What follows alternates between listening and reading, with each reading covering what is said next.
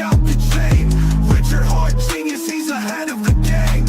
Legacy eternal in the Hall of Fame. Hex flags, I'm sticking with finesse. Ape white, climbing, watch the gains manifest. Pulse in my veins, decentralized crest. Richard lit the torch, now we roll with the best.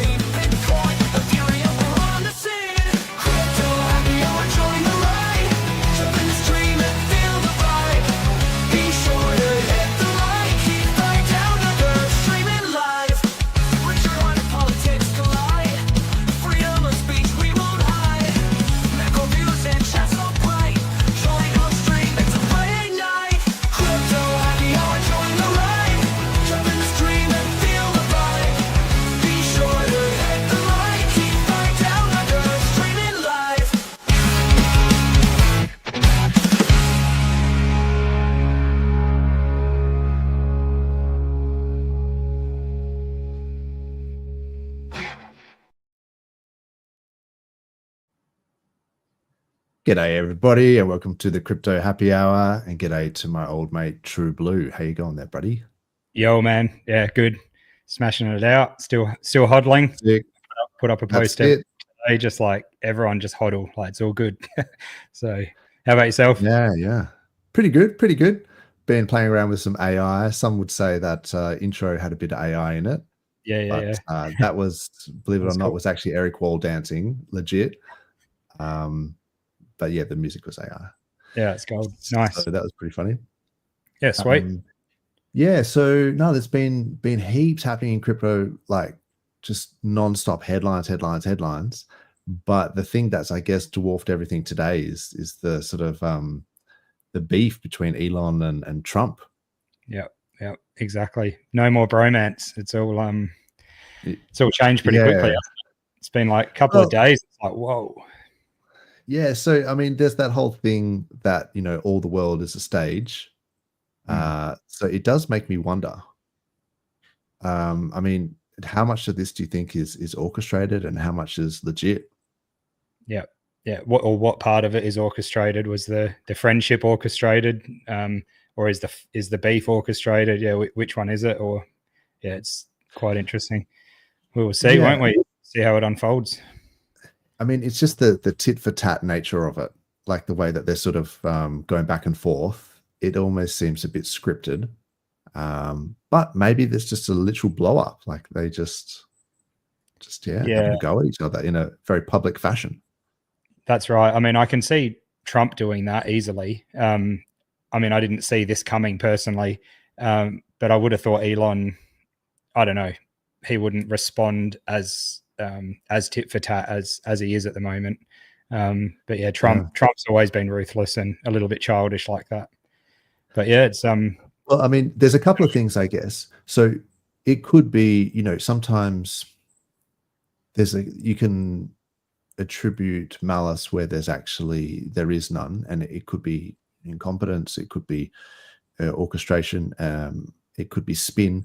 So I'm hesitant to sort of without knowing enough of, you know, about it to make any declarative statements. But, you know, if you were, say, for example, if you were in the political, you know, republic sort of spin paradigm, and you were trying to release the Epstein files, for example, because you knew that there were some high profile Democrats on there. Yeah. What better way to release it than to get the Democrats to demand that it be released? Yeah. You know 100%. What I mean? Yeah, exactly. So that you just sort of go, well, I'll get, you know, Elon to say that you're on the list and then this and that and allege it. And then the Democrats will demand that they release the list. And then they release it, and then it's the blowback, you know, and then turns out maybe Trump wasn't on the list. You know what I mean? So, but then he just doesn't sue him because they're bros. Like, you don't know exactly how it's going to play out. Exactly. Bit of game theory behind it, maybe. Yeah, Well, definitely. they're not, By the sounds you of know, it, Trump is on like a flight record list. But whether or not he actually was involved in anything or actually went there, I mean, was, that's public knowledge already, I think. yeah, that's that right. he was sort of on a plane and this and that. So, Yeah.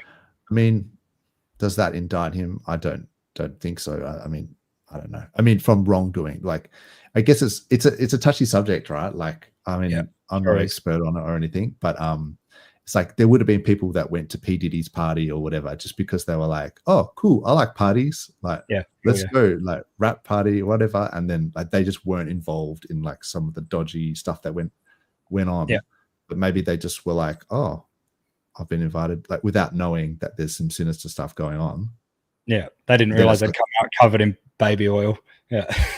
Well, and then if he's drugging people with that baby oil, like, that Oh. was crazy when I read about that they confiscated, like, I don't know what it was, but like, 50 gallons of baby oil, and you're thinking, why would they, unless they were sampling it and maybe there was drugs or something, True. But then, yeah, like I say, like, people might have just gone to that party for a drink or something and then left. But then it's like they were at the party. So then you kind of go, well, it indicts them by implication. But Exactly. whereas you still need evidence, really, to be able to. Anyway, the whole thing's pretty messy. It's sort of not really, I don't know anything about it, so it's not really my area of expertise there. That's right. Would you call this a black swan? I saw a few people on there, talking about that, saying, would you classify it as one? We keep having black swans, bro. Like, it's like a flock of them, At what point is it just we're climbing the wall of worry? That's right. So, because you have, tariff FUD, and then markets crash, Japanese carry trade, whatever, no, and then whatever, Elon Musk, yada yada yada. But at the end of the day, like, if Bitcoin is just stepping up each time, making new higher highs, it's just climbing the wall of worry. Like, you need worry for people to sort of short it, and then people get liquidated. I mean, that's how these exchanges and people make money. And it's also how the elite scoop up deals, right? Like, they fabricate FUD, they create a crash, and then they buy the lows. Like, if what better way to predict the news than if you create the news? Exactly. Yeah. There's all that type of manipulation that goes on all the time. So, yes. Yeah. Let us know in the chat. Do you think this FUD is orchestrated, manipulated, just, or is it on face value, just too high profile people who haven't had enough sleep, That's just getting a bit snarky? Exactly. Either way, we're going to have some fun. What is up, Duke of Booze? Cheers, everyone. One of my favorite shows. Oh, that's very nice to say. Yeah. Happy I won't be there live broadcast. Cheers to you, sir. Yeah, legend. Yeah, what a champion. What's up, HEXican lost in Asia? LFG for sure. That's the spirit. We can still be bullish. Exactly. Someone needs to be. Yeah. Yeah. I mean, I'm sort of perma bullish for this whole year until, Christmas. Yeah. And then, like, if my bag's still wrecked, I'm going to be like, damn, that's, that bear market had hands. Like, I got stitched. But indeed, until you sell, like, you haven't locked in any losses. So we shall see. That's it. Oi, oi, Red Squirrel. What is up? What is up? Class. Eric, are you okay? Are you okay, Eric? Yeah, originally that had Michael Jackson over it. So clearly, I had to make up an AI song to go over it because we got that copyright strike the other day. Yeah. Oh, what's wrong with two in 2 weeks? Can you believe that the Oscars were like, oh, bro, you can't pretend that Richard Hart was getting an Oscars with a fake, like, Hex logo, like, on the Oscar. Crazy. That was ridiculous. If anyone thinks that that's the Oscars, like, what? I mean, because we get thousands of viewers. We're really going to change everyone's perception on what happened, with fake news. Everyone's just like, oh my God, did Richard Hart get an Oscar? Wow, Yeah, that's some serious Mandela effect. I don't remember that happening. And why were all the people in the crowd crypto logos? Like, there's no confusion that that's having a laugh. Like, it's not. Why would they need to copyright strike that? absolutely crazy. Oh well, someone has to Anyway, spoil the fun, don't they?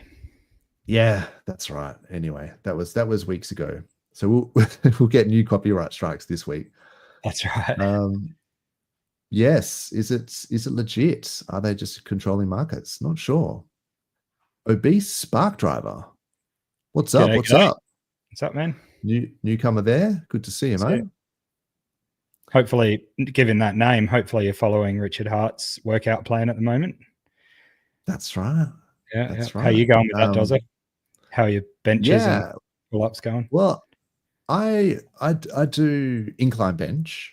Yeah. And I roughly incline bench, I think whatever he was saying anyway, which is like, was it kind of, because it's in kilos, like 90 kilos.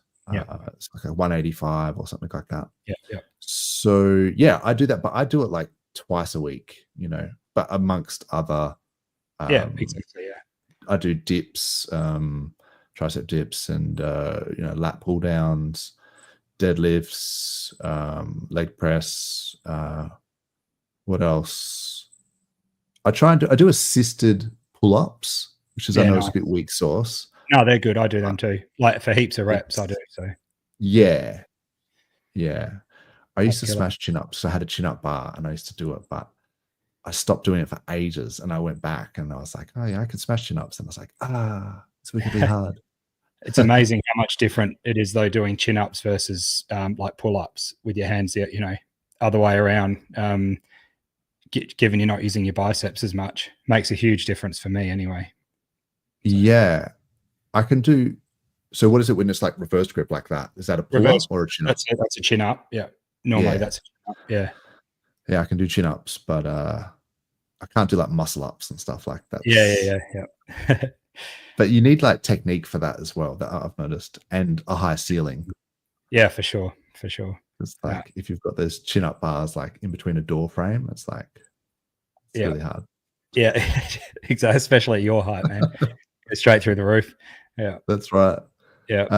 But yeah, have you been doing any work? Because his RH's workout thing was more like consistency. Like he was just saying, just do like one set, every day, which I thought was, I don't know. By the time I go to the gym, like I'm not just going to do one set. Like I might as well. My set each. Exactly. Yeah. My thoughts around that is like maybe that means he's, you know, too busy to be doing, you know, isolated workouts of, you know, all different stuff all week, and just smashing that out as like a minimum is awesome to get fit and strong and you know, all the basics down. So maybe that's also trying to tell us that he's busy doing other stuff, so this is a quick workout you can do. So I see that as kind of bullish, but myself, I'm doing a bit what you do, you know, 5 or 6 different exercises at the gym, and you know, a few sets of each, and change it out, you know, throughout the week. So awesome. No, that's good. Cool. I mean, that's the thing. It's like if you can mix it up a bit and do, you know, chest and shoulders one day and then legs another day, but because I do martial arts, I do a lot of legs, like when I'm doing martial arts, like a lot of for sure, and cardio. So then when I go to the gym, it's just like I mainly don't concentrate on like calves and things like that, you know. But it's funny because it's like there's that old adage where people go, oh, calves are the hardest muscle to like grow, and it's like, yeah, but how often do you train them though? That's right. Like you never actually train them. So exactly. And at the end of the day, from what I've like looked into, a lot of that is down to genetics. Some people just can't, like calf muscles are so hit and miss whether people can actually build good ones or not. It really depends just on genetics if you've got, you know, lots of potential around your calves or not. But it's, I mean, I'm not going in any shows or anything, so I don't worry about that stuff. But. That's right. Yeah, doing what you do, martial arts as well, is you know, that would be helping all those muscles out. So you'd almost need a recovery day after that sometimes if you're going hard enough. So 100%. Yeah. So no, I was training last night. Yeah, and we do a lot of like also chain throws and things like that, where you do a throw, then they sort of do a counter to the throw, and then you change to a different throw, and then so you're still taking down. So, and you just do that constantly for like 45 minutes. So That's you're just like literally just getting thrown, like, and then taking turns just getting thrown, and it's like it's full on. Yeah, but no, it's good value. That's it. I was thinking the other day when Richard posted up about the workout plan, you know, we've talked about gym a few times in a bit, you know, offline as well, messaging and that, and saying, oh, you know, people might not get into it, but seeing his post about it and how much attention it's getting, it, you know, it shows clearly that people are interested in talking about it and listening about it as well. So yeah, I think it's really cool. It's sort of brought a bit of camaraderie into the community, and whether he's doing it for his own drive, you know, to give himself keep himself accountable, or if he's doing it as an engagement thing, either way it's good. Yeah, exactly. Either way, like it's a delayed gratification thing, it's a discipline thing. Yeah. And it's a, you know, respecting your body and helping your longevity. Like there's a lot of things like for general immunity, like having good muscle, good joint movement, mobility, all of that stuff is like hugely important for longevity and immunity, immune system. So that's great. But it also might be, like you say, maybe he's coming back as ripped Richard, and he's just trying to get the summer bod ready for some streaming. That's it. That's it. Should be good. Because like he was giving, I think, Elon a bit of grief today, like for like tongue in cheek for why doesn't Elon just do a live stream? Yeah. And then he was like, you know, in before people tell me to stream or something like that. Yeah. No, it's pretty good. I like that too. And it's truth to it. But yeah, we want Richard back as well. I just think Richard, if you want to come on, bro, if you want to come on, you're welcome to come on the Crypto Happy Hour. Yeah, if you're one of our 19,000 viewers at the moment, feel free. Exactly. Just come on. I'll put the or he might have to follow me, but then I could give him the DM. That's it. He used to follow me. That was the sad thing. But then he unfollowed everyone. Yeah. Anyway. So a couple of things. Yeah, let's just quick say hello to the chat. They're the best market makers on the planet. This is collusion at its finest for a hard landing to get JP to pump it. Yes, that is true. So the Fed has been holding all the cards here, and they're refusing to cut rates. So maybe it's like he's doing a few of these things to try and spook the markets, trying to get JP to cut rates. It is interesting because you know, if you think about it, it's like, you know, Elon was in charge, the Doge cutting you know, fraud and wasted expenditure, and they did a reasonable job of it, of course, and some of that stuff was just dumb, right? Like that needed to get scrapped. Yeah. But every president or every administration that's been in, they always do this. They always try and cut spending, and they always use it to talk tough to get elected. Obama did it. There's some very famous, you know, Obama speeches where he's saying exactly what Elon was saying about getting tough on spending and all this sort of stuff, and no one lost their mind. But it was just because this is the rhetoric that everyone does to get elected. But the reality is, when you get in, if you are cutting expenditure, for like government expenditure, then that means that there's a whole bunch of companies that are getting less money out there. And the electorate just don't like it. Like, it's just bad politics, like, to reduce spending. It's what they should do, but it's like a real tough pill to swallow for any administration to actually cut back on spending. And things like the military expenditure, like that's the elephant in the room, right? Like, they spend over, you know, $1 trillion a year on the military expenditure. Yeah. And it's like, yeah, you could cut that back from, you know, a couple of $1 billion a day to just, you know, maybe $1 billion a day. And you've just saved like $700 billion or something. Yeah, that's right. But they're not going to do that. Like, they never cut the military budget, and it was almost as if that was off limits. Yeah. So maybe that might have upset Elon, but that he wasn't able to do that, because they would have been able to do some serious cutting if they did that. But then maybe that's like just an unspoken thing. So yeah, I think it's always a bit like just bad politics. Like, it's bad for the administration to cut in spending, even though that's what they should be doing. It's like the maybe the people that they've like the lobbyists and things like that have paid in votes, they don't like it. You know what I mean? Yeah, that's right. So you got to keep your electorate happy, unfortunately, and this is like the flaw in the system, really. Exactly. I just wanted to bring this up really quickly because I thought this was hilarious. This is a hexologist. He did a post the other day.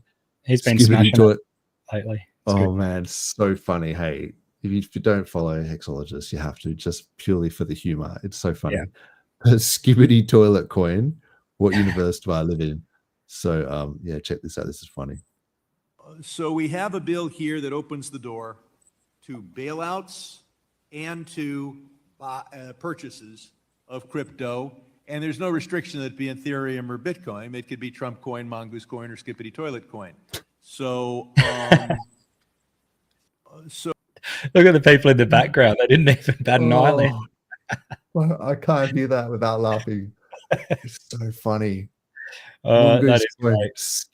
Skippity toilet coin. What? It's pretty much getting that bad.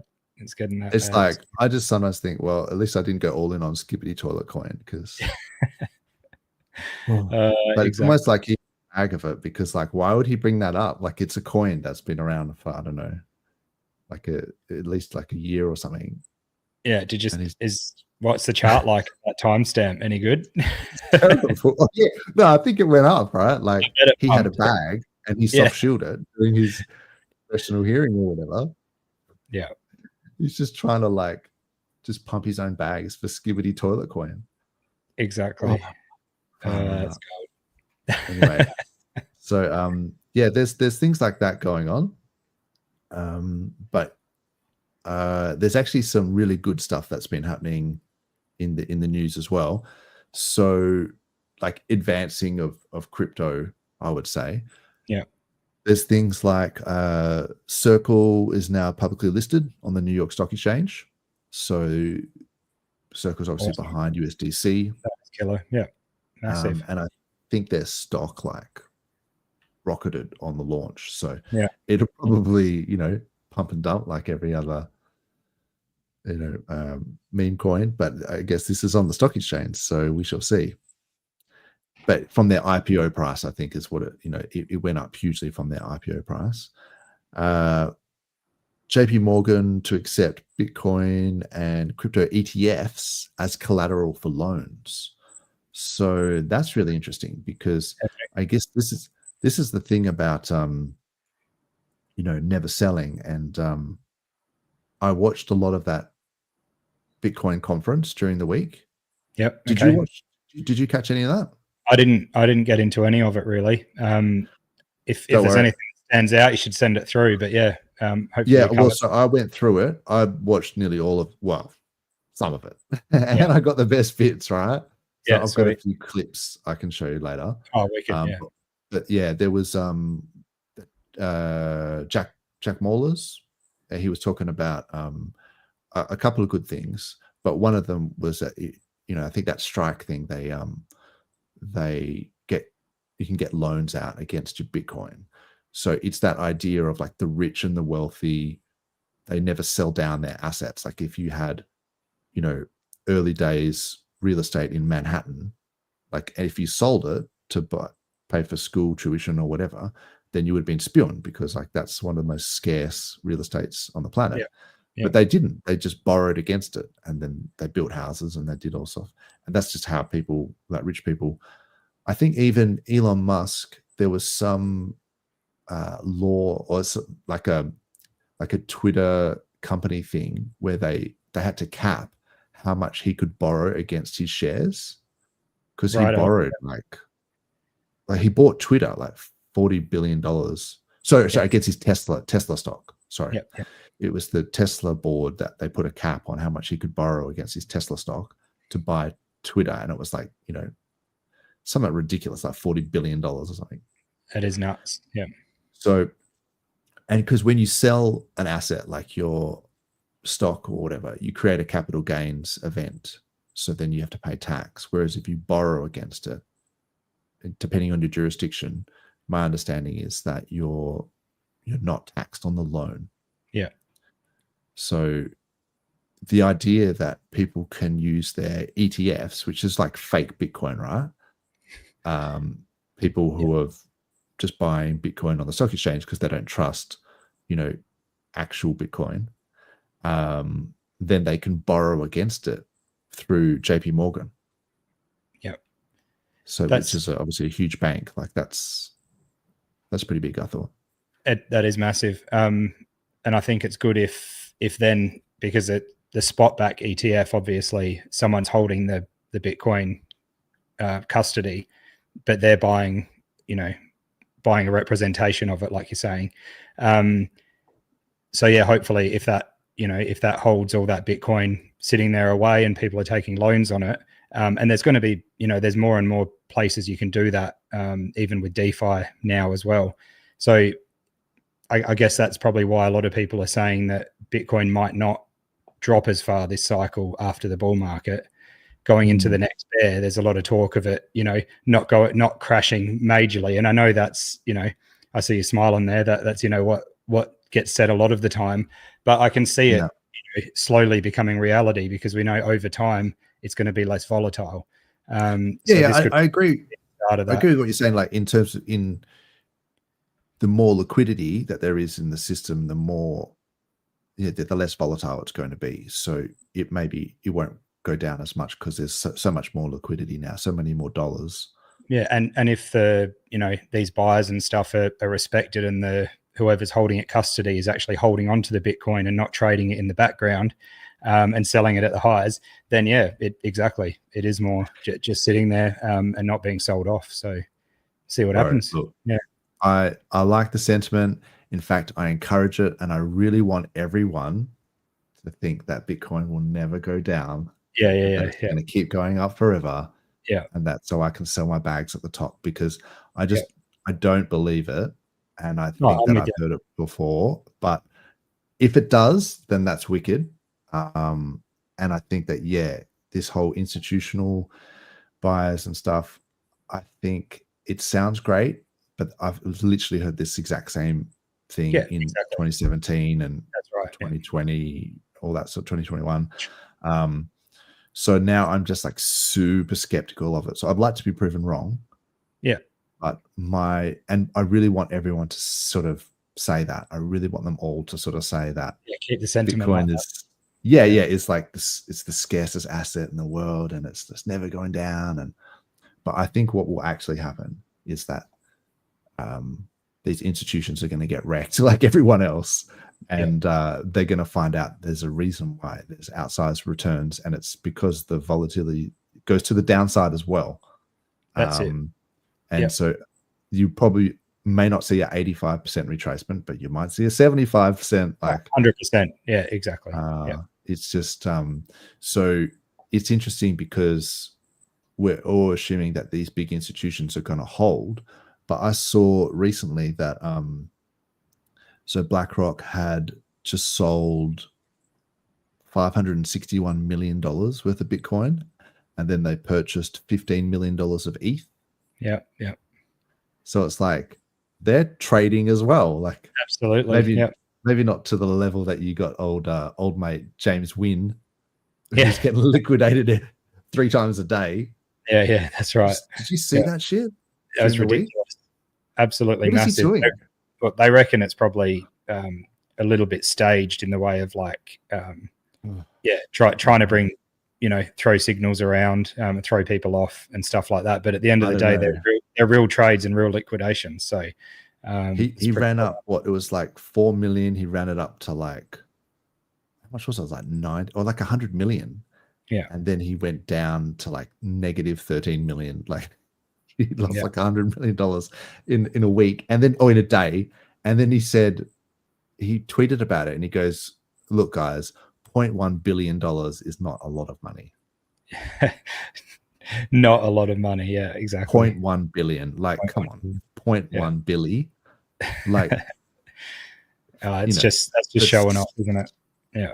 Well, it almost seemed genuine, and you can kind of understand this, where if these guys are dealing with that sort of money, that they're sort of like, well, if he's already got $100 million, then what's another 100 million? Like, how much is it going to change his life? What he needs is billions to become like ultra wealthy, so he's willing to risk hundreds of millions, because it's like, Right. it's not it's almost like, say, if you had like $10,000 in crypto, then you were, or in BTC, and then you got it 2x, and you're like, oh, now I've got 20,000. Oh, I still have to go to work tomorrow. Like, that's not actually going to change my life. Like, damn. And then hence why we take on more risk and get turbo wrecked when That's exactly right. Yeah. Trump and Elon have a beef. Yeah. But yeah, so maybe he's just thinking like, if he's getting another 100 million, like for him, that's not a lot of money, but damn, that just makes me feel sad. I think that he lost 100 million, and it's like no big deal. Pretty epic. So I think I saw another bit of a almost like a signal that we're going to be going up soon, which is, well, I guess it could be all going down soon. But I saw the SwiftX exchange, which is, for people overseas, it's, Australia is probably second biggest or whatever, Right. centralized exchange. They're bringing in leverage trading on there. So that's a dodgy thing, like buyer beware, and people love to gamble. But that sort of tells me that they're trying to time it, get it in before we start running up. So and then they can make a heap when it starts going back the other way. So look, it's the 4 L's, bro. Ladies, liquor, leverage, and luggage. Luggage, like, don't mess with them, Yeah, exactly. Karim will tell you. It's like any one of the L's can set you up. So like the leverage thing, I just think it's a bad idea. I've never done it. But from all reports, just 90% of people get wrecked on leverage. So exactly, I guess you get scam wicks and things like that. And so with James Wynn, he was getting hunted. Like, he was like saying, well, why wouldn't you be? Yeah, exactly. Because they're like, if we drop the price, if we manipulate the price of BTC down by, $1,000, and then he gets liquidated, it's going to drop it down another $1,000 or whatever, $2,000, and then they can just buy back lower. Exactly. And then they've made it so they're incentivized to liquidate him. So these public trades, I just don't know why he would do it, unless it's, like you say, maybe a bit of manipulation. But he was doing a thing during the week. He was saying he had like a donation address, and he's like, help me. And it's like, what? You want like me to put in my $15 so that you can go and turbo leverage and then just get wrecked again? Like, send you 0.05 ETH. Yeah, exactly. Exactly. And he's like, help me buy Bitcoin so that I don't get liquidated. I'm like, bro, I said, do us all a favor and short ETH. Yeah, exactly. Just literally short ETH so that they pump ETH up to wreck you. Like, that's the best thing you can do for us. Hell yeah. That's about I'm willing to participate in this shit show that you've got going on. Yeah, indeed. But anyway, let's see what the chat thinks. Is anyone James winning out there on turbo leverage, or are they getting wrecked? Listening to some of the spaces occasionally, especially like the PulseChain ones, there's people that make it sound like they're making so much money on PulseChain at the moment. And it's like, I can see, there's some people that are good at trading and whatnot, and you have luck and whatever. But unless you're making coins and rugging them, there's a few that have done some really good run-ups if you're really early. But other than that, I really think there's just a lot of talk and people just, trying to put fear into other people, or, stand up taller than them and come across more powerful. And it's just, it's just really weird because the way they're talking about these huge gains they've just recently made, it's like, Yeah, where? but so Show me where. that, With it, did you sell? bro, Was there liquidity? Do you know? Not just like show me your coin that went up 10,000%. yeah. So what this is, I reckon, and I don't want to be, because obviously there's people out there that make lots of money and all this sort of stuff. Yeah. But I suspect what it is people talking percentages. Yeah. So they're like, oh, I'm killing it this week, bro. Like I have made, I'm just nailing this. I've made, 500% or 700%, 1,000%. And then it's like on your $14 buy, you made, 500%.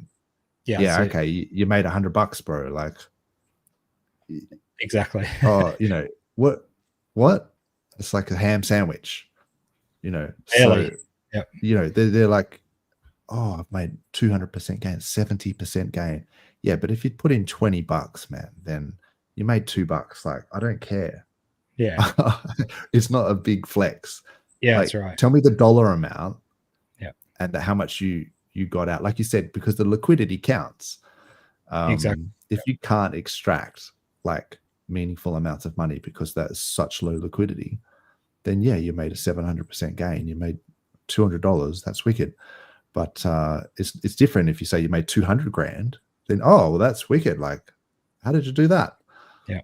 But no, these memes, they're so low liquidity. People are putting in peanuts and they're getting a button out of it, and they're like, I did really well. I got 2 buttons, almost enough to buy a pumpkin. And you're like, oh but that's still like, you could have just gone to work, bro, and just bought a pumpkin. I hear there's a guy that likes to go to the gym that gets on the stream every now and then that reckons he's been making heaps on other chains in the past few weeks. So maybe we need to get some of his advice. Oh, are you talking about Jim Rat? Yeah. Oh, yeah, bro, that was so entertaining, that stream. That was so entertaining, the RH Max debate thing. Oh, look, I actually like Jim Rat, which is the thing. I've always liked him, and I think he's actually really honest. But he has gone perma-bear. It's like he took the dark side. Like he had like the choice of like digging in, like, because obviously he went away for a year, and came back maybe 2 years, and then like I guess he had a choice really there to sort of build up some solidarity with the community and kind of dig in. But no, he's just gone full Vader and just almost like he's been hanging out with Dip Catcher or something. They're sort of. Dip Catcher did the same thing, man. Yeah. Just went full dark side of the force.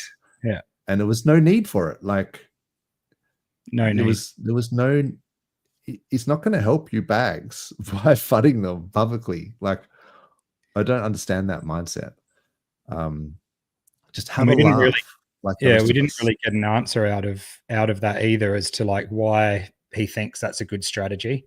Because RH Max asked that, like what, how do you see this is going to help your bags that you're talking about that are down and not going anywhere?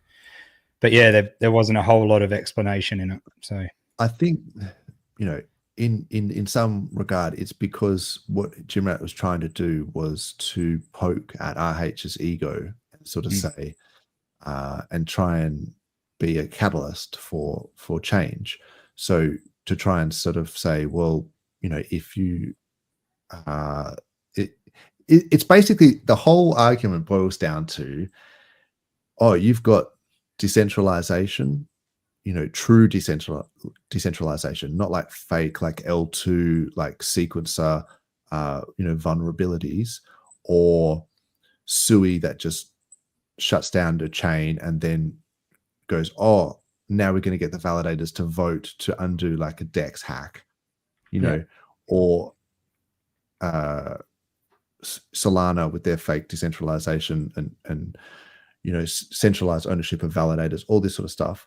So you've got true decentralization, which I think is important, right? In one of the most important things in the the ethos of crypto.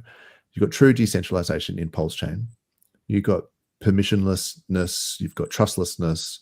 You've got all these things where you don't have a middleman in there. You have some really great things, And then on the other side of things, you've just got, yeah, but look at this chart. Like this chart. So this is the counter. That's basically like the Jim Rat argument. Is like the chart is down bad. Yeah. And I 100% agree. It takes the wind out of our sails to sort of stand on a high horse and say, look, we've got all these great things, but then our chart looks wrecked. But it's only for this time frame. So that's only true for this portion of time. So it's not going to be true for all time. That's only true for right now. So then in a year's time, you might, that argument may not hold up, but the argument that it's decentralized will hold up for all time, like for over time. Yes. But the argument that we're down bad and therefore that negates all the good things about PulseChain, that only makes sense for right now. Yeah, exactly. Yeah, I find it all a bit strange. There was a post, and I'm only bringing it up because he hasn't responded to me yet. It was easy, if, he was responding until he didn't. But yeah, he said to me like that Binance is superior to PulseChain by 1 million, and I'm like, well, price-wise, yeah, but as it's a centralized exchange, and it's, there's no real comparison in the way of what it is. But if it's just talking about price, then sure, it's up. Yeah, if all you care about is price, then yeah, sure. I mean, Skibbity Toilet Coin might have outperformed Hex, but like, where's the liquidity and all that sort of stuff. But like you say, Binance, if you have your money on these centralized exchanges, not only can they, it's just literally like they have access to your safe, like to your wallets. Like they not can just only take is it that not money. yours, Yeah, they have access to it. Yeah. So they can go down when you are trying to sell tops and you can't withdraw, and it can go down when it's crashing and you can't get out. There's all sorts of things like that. They can just disappear. I mean, Mt. Gox for a reason is like, that's a thing for a reason, right? That was an exchange where everyone just lost all their shit. So you can't come back from zero. Like you can come back from 99% down, but you can't come back from zero. If you've actually gone, like the exchange is no longer there. Yeah. Maybe in 10 years time or whatever, you can get some lawsuit. You might claw some of it back if you're lucky, but not everyone does. Like that with Celsius and things like that. Sure, some people got paid out, but not everyone. Yeah. So yeah, putting your custody of your coins in with a trusted middleman is a bad idea, and I think you can literally just lose all of your coins. So there's a thing that was actually recent. I think Brett was talking about it. I can pull it up. This is a bit of legislation that just came out. This is the California Assembly Bill 1052, the Digital Financial Assets Law. Yep. So Brett did like a grok thing where he, summarized it. And I'd also seen this elsewhere. But if you look down through it, basically there's this thing where it has unclaimed property law updates. And it says, California's unclaimed property law, the bill establishes a process for handling unclaimed digital assets, such as cryptocurrencies held in exchange accounts. If an account remains inactive for 3 years, the state can take custody of the assets. Wowzers. So if you're hodling on an exchange for over 3 years, they assume that you've like died or something, and they just take your shit. Yeah. That's crazy. What? That's not cool. Not your keys, not your coins. But yeah, they're introducing laws to say that that's like unclaimed if you haven't touched it for 3 years. So Fair enough. Yeah, I wouldn't be keeping myself on exchanges personally. Maybe some as like a hedge against, whatever, hardware wallets, failure or something. You could always do something like that. Or if you're doing some sort of trading or whatever, stop losses and things like that, or little bit Yeah, here and there. that's It's interesting. pretty Yeah, cool. I don't think it's, but it's Yeah. like a hot wallet. You have to assume that if you've got a hot wallet and you're going to be doing some dodgy trades with meme coins, like, yeah, you could lose all of that. Yeah. So only put in amount that you're literally prepared to lose. Yeah. So Exactly. anyway, look, I hope that Jimac can come back from the dark side. Because like I say, I actually like him. I think he's very truthful, genuine sort of guy. But the FUD, man, it's off the charts. Like, I don't want to hear it. The negativity, it's like, save it for your wife's boyfriend or whatever. I just don't want to hear it on the timeline, basically. Yeah, that's it. Yeah, I think once he's got the kind of engagement he either needs or wants, whatever it is at the moment, I'm sure he'll come back around. I think it seems to be working for him in his opinion. I don't see how it's working for him, but I see him talking about, we need to bring YouTube streams back to being great again, and the comments going off and that. And it's like, most of the streams I see, there's plenty of comments. Not on his. Ours aren't huge either, but we have probably less followers than him anyway. But yeah, I just think, I think he might be in it for a bit of engagement at the moment, and the comeback tour type thing. When the Hex chart starts going up and PulseChain and PulseX and all that sort of stuff, there'll be a bit of mind changing going on. Yeah, 100%. That's so we're right. going to see a lot of people come out of the woodwork. So yeah. But anyway, look, we have been here streaming for 92 weeks straight. Goodness. There you go. Episode 92. So you could say that you could probably criticize us in lots of different ways, but at least we've been here for nearly 2 years through the bear. And we've never asked for money. We've never done any sacrifices. We've never taken anything from the community, only given things. We haven't flooded your bags much either. I try not to FUD your bags. And if I do FUD, I keep that shit to myself, like, in like a private, signal chat or whatever. I might be like, God damn, my net worth or whatever is just gone. And then the next day it comes back up anyway. Yeah. So just one day. If Dozza starts flooding bags, I go in there in the private chat and pat him on the back and say, it'll all be okay, man. It's all good. That's it. And that's when you smash by, and then it comes in. That's right. Like, shit, if Dozza's fudding, then it's like, it's time to buy. Yeah. But yeah, I agree with Ash. We need to pump ASAP. It would be nice to see some Flora's Lava tweets right now. Like, if we just pumped out of nowhere, that cool. I know RH, like, if you're watching, just do us a solid. Yeah. Or even the Solid X guy. Speaking of doing solid, like, what's he up to these days? The Fire Whale. Yeah. I think he was the one that was bridging in that 555 ETH the other day. Yeah. So what happened there, bro? Like, got lost in the mail. Yeah, that's right. Didn't see the pump. I saw the bridge in, but then I was like, ooh. Yeah. Waiting for it. I think it's that sort of thing. People try to front run that. So, it's a good thing if they don't hit by, for them, it's a good thing to sort of just wait. It's a signal, and then just wait around. But I think he's still working, and what he's doing is actually pretty cool with that game. Trying to get licenses for, like, basically gambling licenses worldwide to be able to run this thing like legally and with no issues and nothing coming back to bite him. So it's actually pretty large amount of work for a little crypto game, but it should be. That's crazy. Should be a big thing. Yeah. Oh, awesome. I hope it all works out. There's another part. Sorry, I was just going to say quickly, cheers to HEXiMofo, but we've also got another HEXiMofo down here. What is Facebook? Sound all right?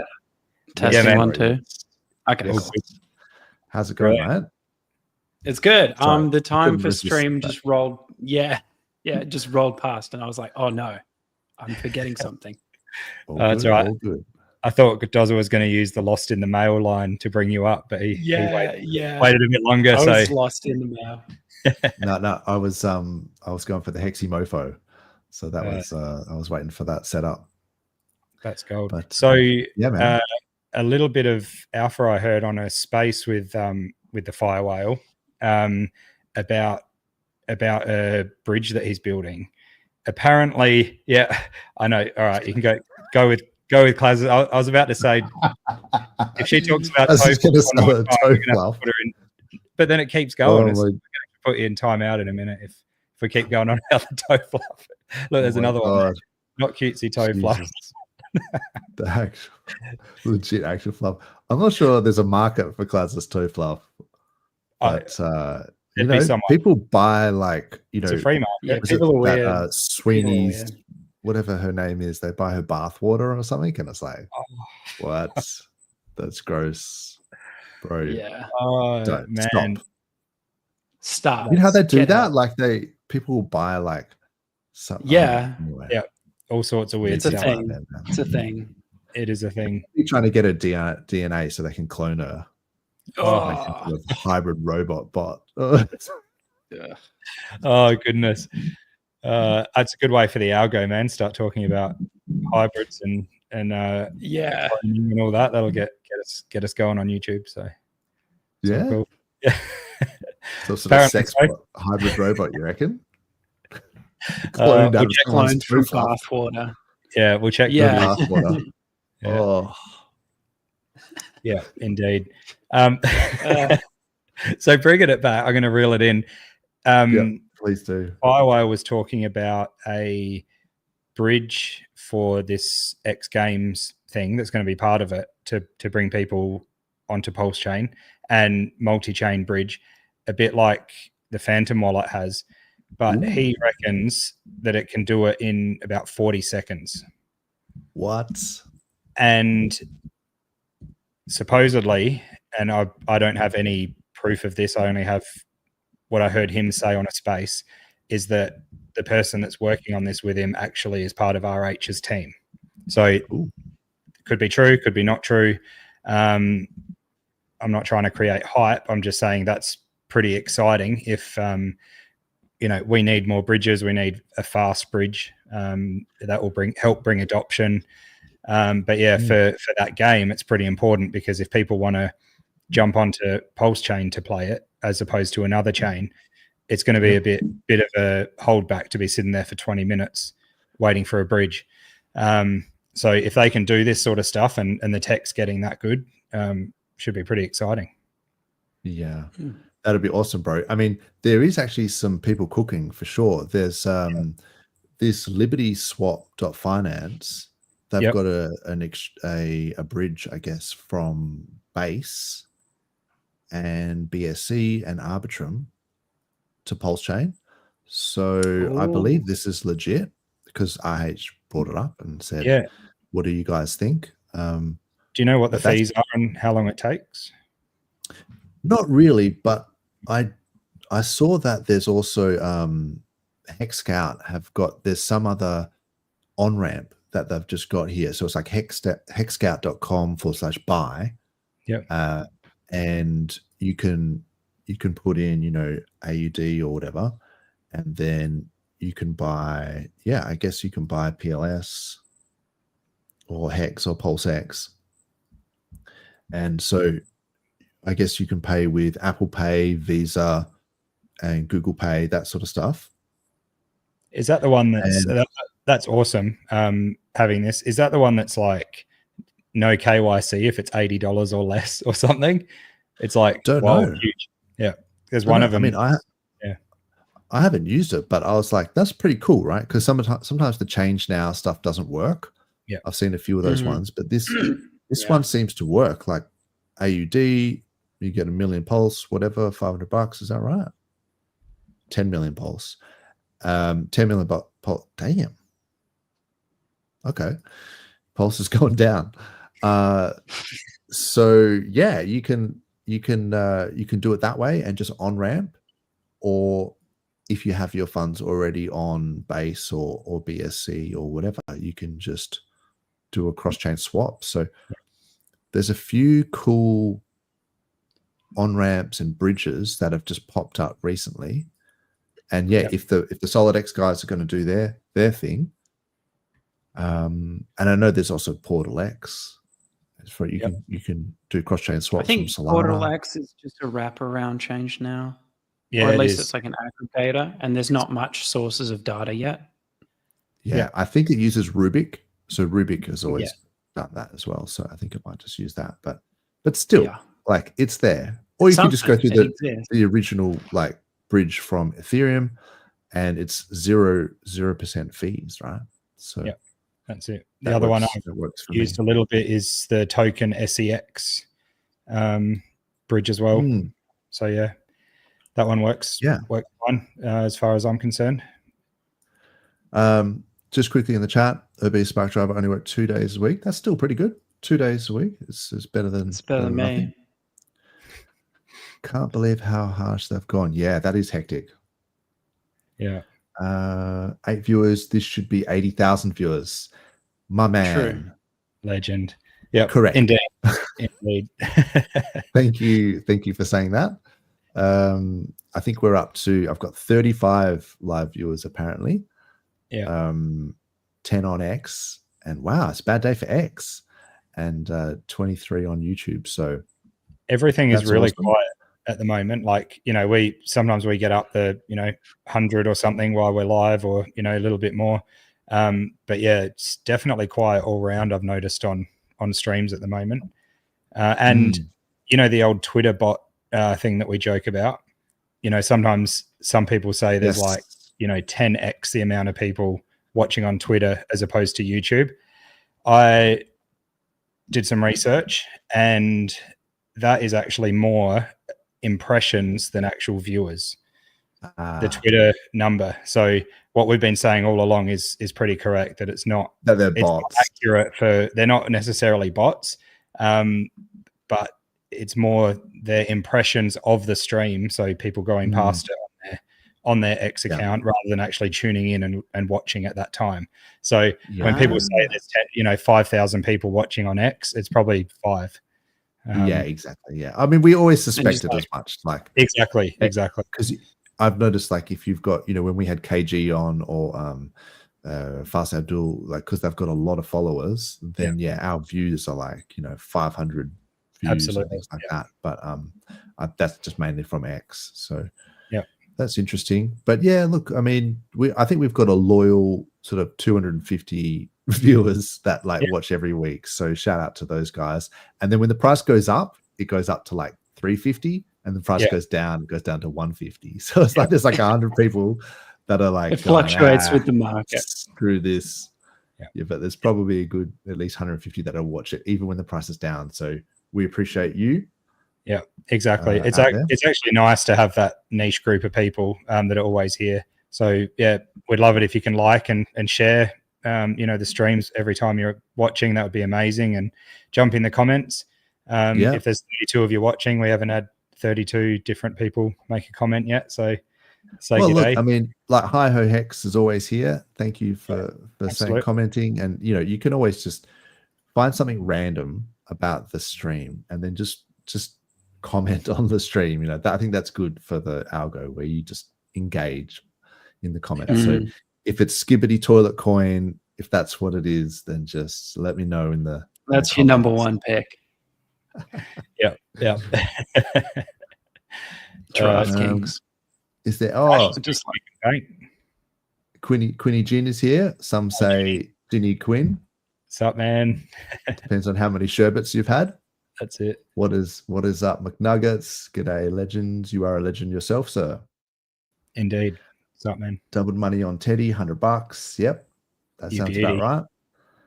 I hope you cashed it out before the dip. Got a tip from a mate and made a 10x on 40K. Ooh, very nice. That is epic. Now we're talking. Did you sell?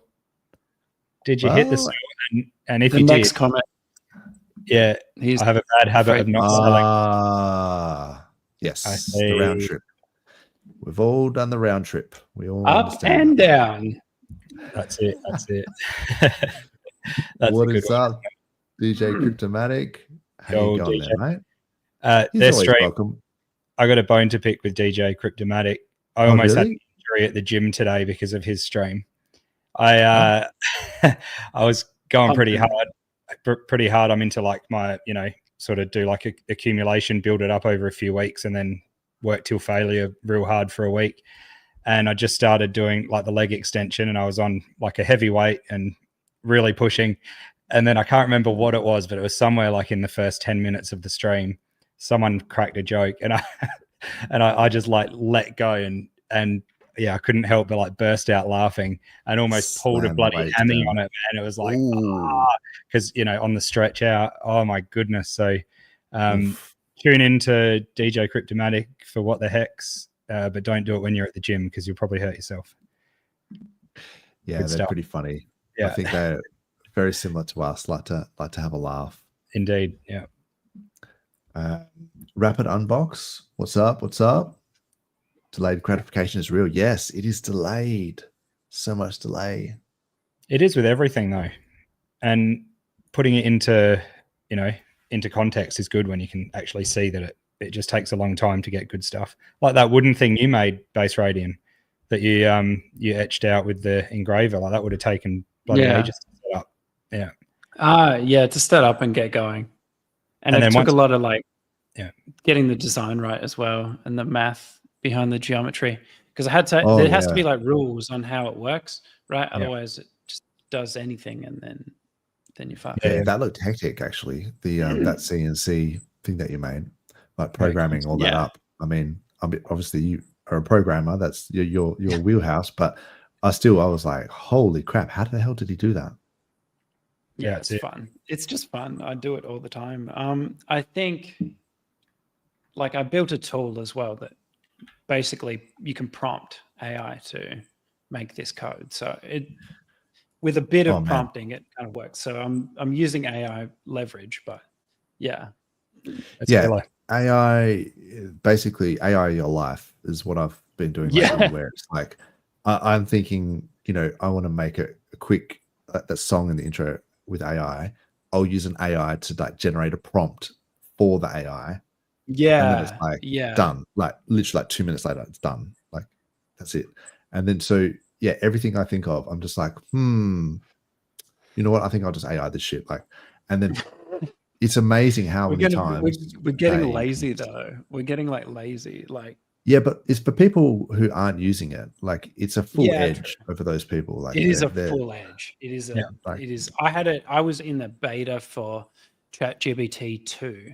And ChatGPT 3 just came out, and no one had it. And we hadn't gone through that whole social media popping off of like ChatGPT is a thing yet.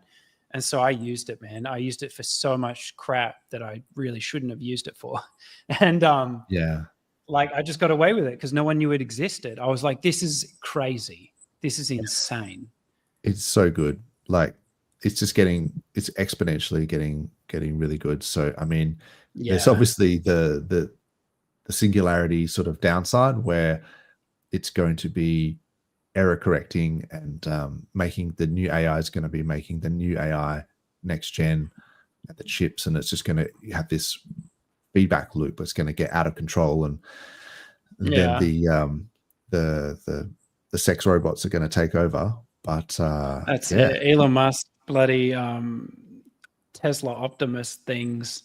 Right. And like he's gonna make them cat girls, and the second that happens, like humanity's doomed. Yeah, we're literally doomed. It's like there's like a window of time between like now and the inevitable doom where it's like pretty cool.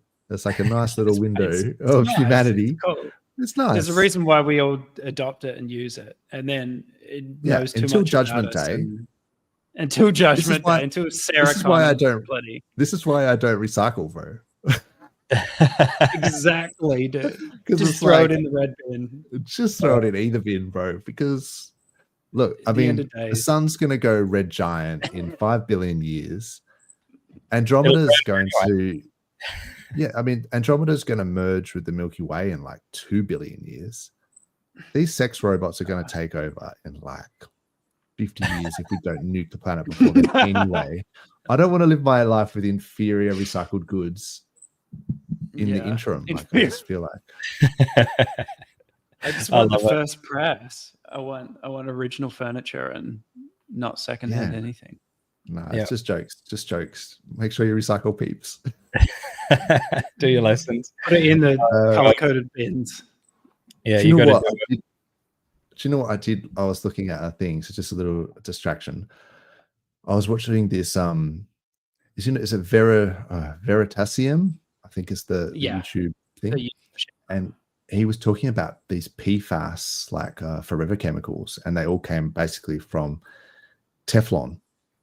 And these Teflon factories that had like put all this these like long chain like carbon atoms with fluorine into the water system, and how it's like everywhere. And anyway, I'll save you the trouble. Don't eat microwave popcorn because No way, because the lining has like right. popcorn in it, and then the popcorn like it leaches up with the butter and everything. I was like, what? Flip. No microwave popcorn. Are you serious? It's like, bro, you are. I mean, it's not hard to make popcorn, all things considered. You don't need to microwave it, but it's not a huge it's sacrifice. so easy. It's so easy. And you know, maybe use a cast iron pan or and maybe don't. You can get little machines that do it. The little fun, happy machine. I guess it's just we've got so much like microplastics in us already. Oh, absolutely, from everything. That it's and there's like I love that. Like Spider-Man pointing at. Yeah. Go ahead. What's the Spider-Man thing? Okay. Spider-Man like pointing, and it's like me, my dad, and like his dad, and it's like asbestos, like lead, and then microplastics. Yeah, everyone is. Yeah, every generation like blames the previous generation, but I mean that's the problem. Is like, so they were making these so the fridges, before they had Freon in fridges, they had some other chemical for the compressor, and it was leaking and like killing people in like the 50s. And then this guy was trying to come up with some sort of new refrigerant, and he's playing with fluorine and eventually created Teflon. And then they used it in the military and all sorts of stuff, and eventually on pans. But it's not so much that there's just like fluoride in the water, like the added fluoride. It's the fact that these plants, like these chemical plants, are manufacturing like this C8 molecule and this other one, these PFAS things, and then they just dump it in the wastewater, or actually it was in the Ohio River, and then all these people were getting like cancer and stuff. Like, it's real terrible. But then like polar bears have it in there, so it gets into the clouds. Like, it's like you've saturated the planet with this PFAS to the point where now it rains like PFAS, like microplastics and stuff like that, like in Antarctica and the Arctic. Sure.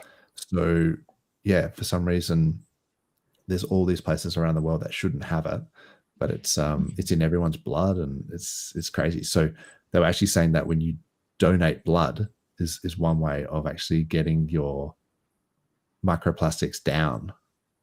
Oh, that's rough, because someone's getting them.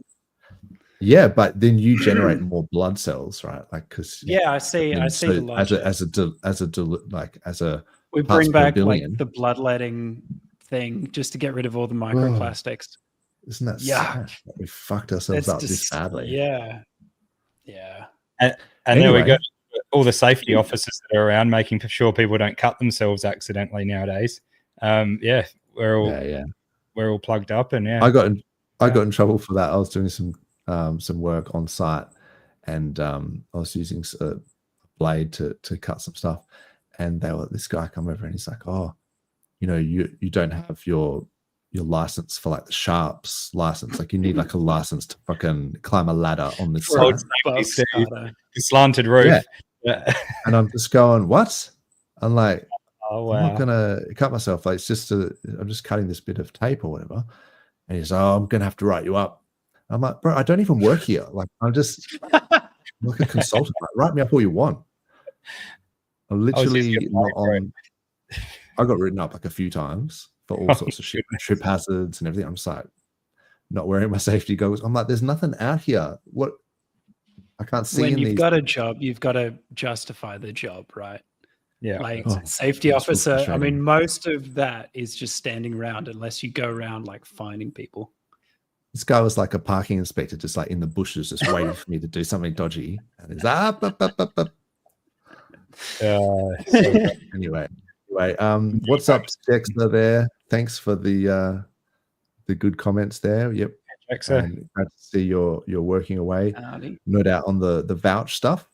Yeah, vouch is looking good actually. I just looked at the chart the other day to see how it's going against Pulse, and it's like almost up, you know, small amounts for crypto, but yeah, for just staking your Pulse, it's almost up like 1%, I think, versus Pulse. So over time, that's just gonna keep climbing, which is pretty cool.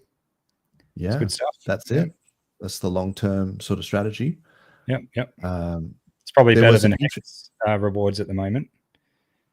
Yeah, the yield on Hex has been, because the OA is so staked. 2 more weeks. But I suspect what will happen is the OA will start EESing stakes at some point, and that will, that will pay out some yield to stakers. That will encourage people, and also, I guess, randomize the yield. But we've had a lot of big players getting like cashing out. If you have a look on chain, we've seen a lot of like big players selling heaps. So it's like, when I heard who it was who was selling, and it was like, that's disappointing because I didn't know, but maybe other people already knew. I'm not friend of the show. Yeah, bro, I was so disappointed. I was like, this is probably why everyone, gives him a hard time. And I'm like defending him all the time. And then I'm like, okay. I didn't realize that this guy's just fully been selling like hundreds of millions of Hex at the lows. I'm like, far out, man. So anyway, I retract some of the I won't, let's not go too negative. But the thing was, I was thinking about it and I'm going, it's actually a good thing, because selling at these lows, like, you don't want these guys in the system if they're going to be selling at the highs, right? Like, they'll be extracting just millions and millions of dollars at the highs, like every day, if you let them. So for them to be selling at the lows, it's like, good. Bye, Felicia. See ya. We can go up now. Like, get out. Agreed, 100%. Well, I still don't think they're sold out or shaken out, so to speak. And yeah, get out now, please, because there's a lot of people out here that are, that really have a true long-term mindset as well. I know we've all got liquid bags. We'll all want to hit the sell button at some point in this cycle with some of it, but we've got much longer term mindsets willing to hold on. So get out. Look, I mean, there was an interesting thing I saw with I think it was Jack Mollers again at the Bitcoin conference, where he was talking about the original HODL meme, and sort of people sort of think that it's the acronym for hold on for dear life. That's what I always thought it was, but in fact it was this this on sort of Bitcoin Talk. There was a comment. This is a guy who'd been maybe drinking a little bit too much. So this is in December 18, 2013. So I'll just read it out real quick, because there's spelling mistakes all through this. So hence the HODL instead of holding. Yeah. But it says, I typed that title twice because I knew it was wrong the first time. Still wrong, whatever. Girlfriend's out at a lesbian bar, BTC crashing. Why am I holding? I'll tell you why. Because I'm a bad trader. And I know I'm a bad trader. Yeah, you good traders can spot the highs and lows, piff, pat, piffy, wing, wong, wang, just like that, and make $1 million bucks, no problem, bro. Likewise, the weak hands are like, oh no, it's going down, I'm going to sell. And then they're like, oh my God, asshole.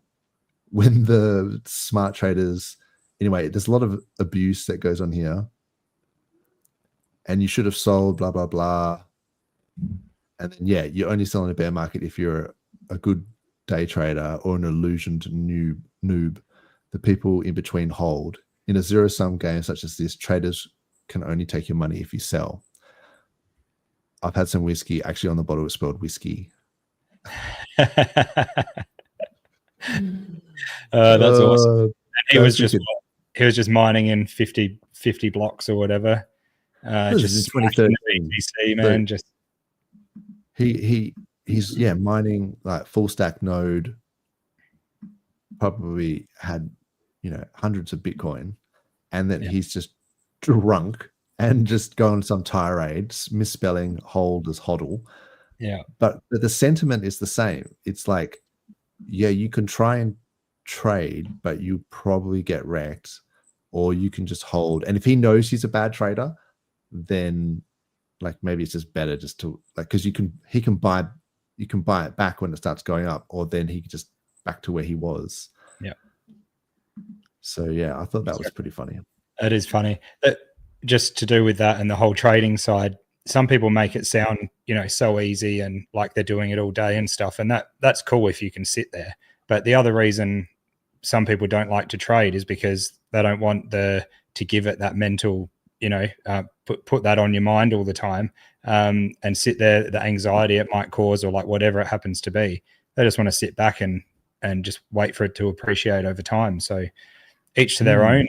And I just find that a lot of people, like I was talking earlier about some spaces that have been on, people are like, oh, how are you not making money and this and that?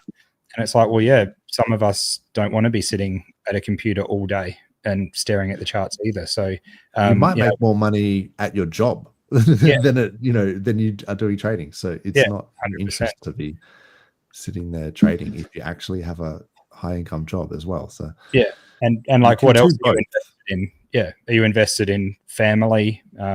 All sorts of other things as well. Good point. Do you put a price on time with your children? Yeah, exactly. Like, what's that worth? So yeah, some people value that, some people don't. But sure.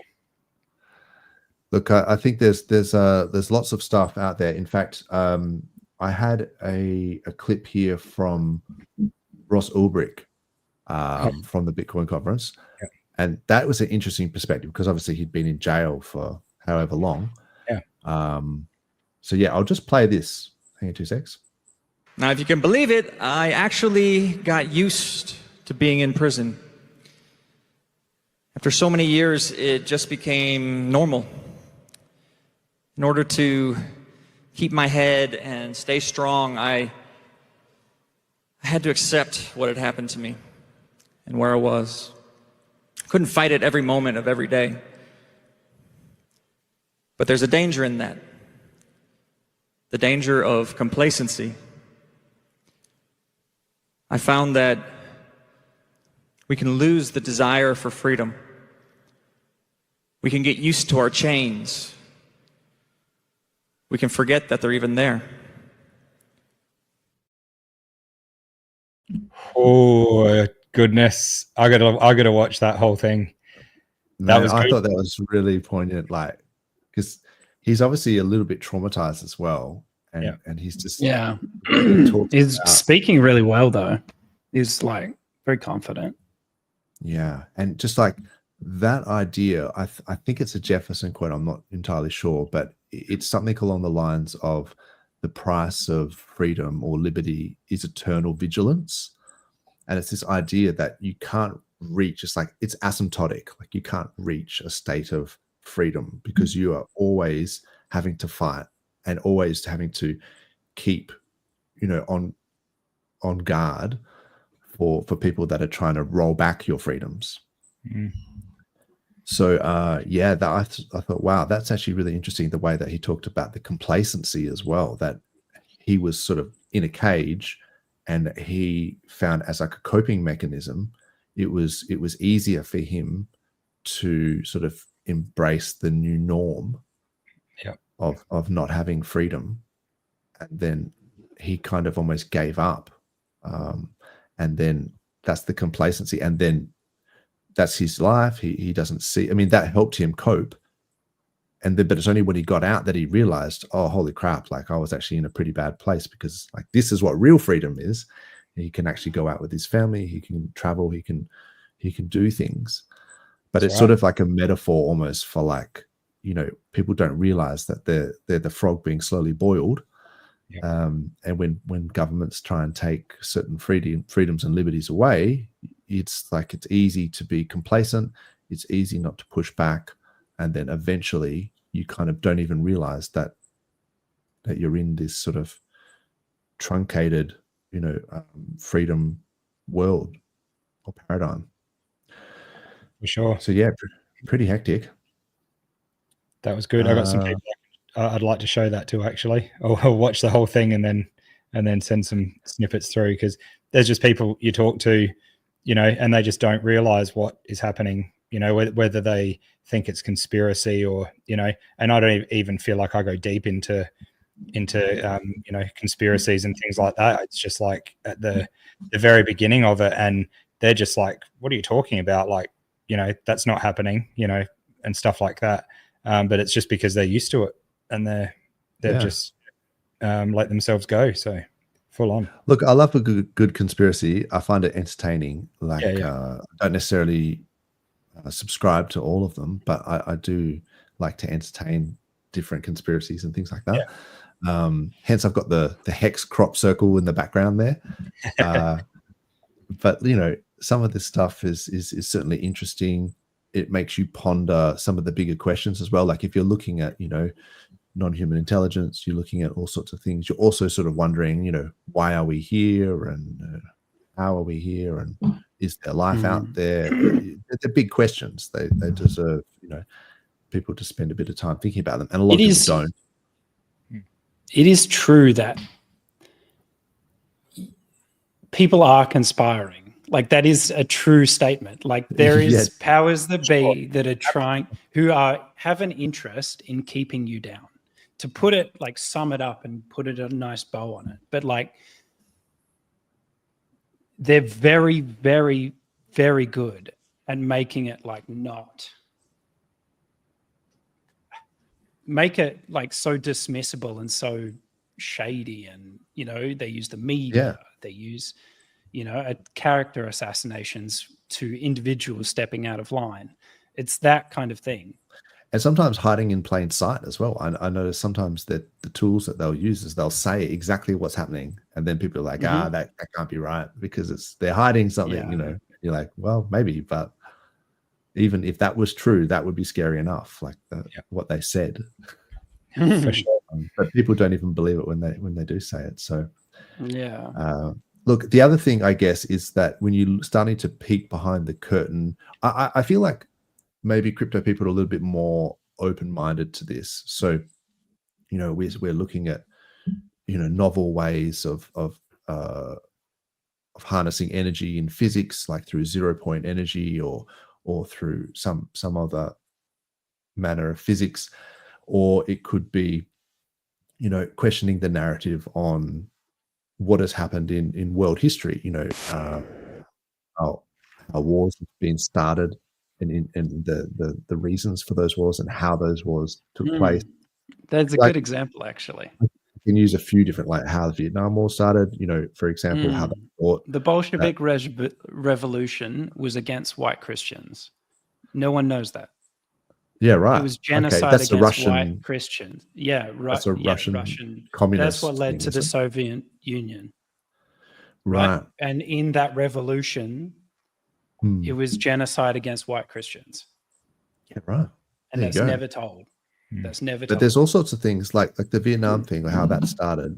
It's a little bit dubious as to whether that sub or whatever was actually fired at, or whether they just, you know, there's all sorts of things. Like you could look at other wars, you know, Afghanistan wars, let's, you know, say, for example, but even like Pearl Harbor, whether they knew or not, or, you know, about that, the Japanese fleet that was coming. I mean, there's lots of things like that where you kind of go, oh, wow. So history, like, is not maybe exactly how they've portrayed it to be. It's a bit ambiguous.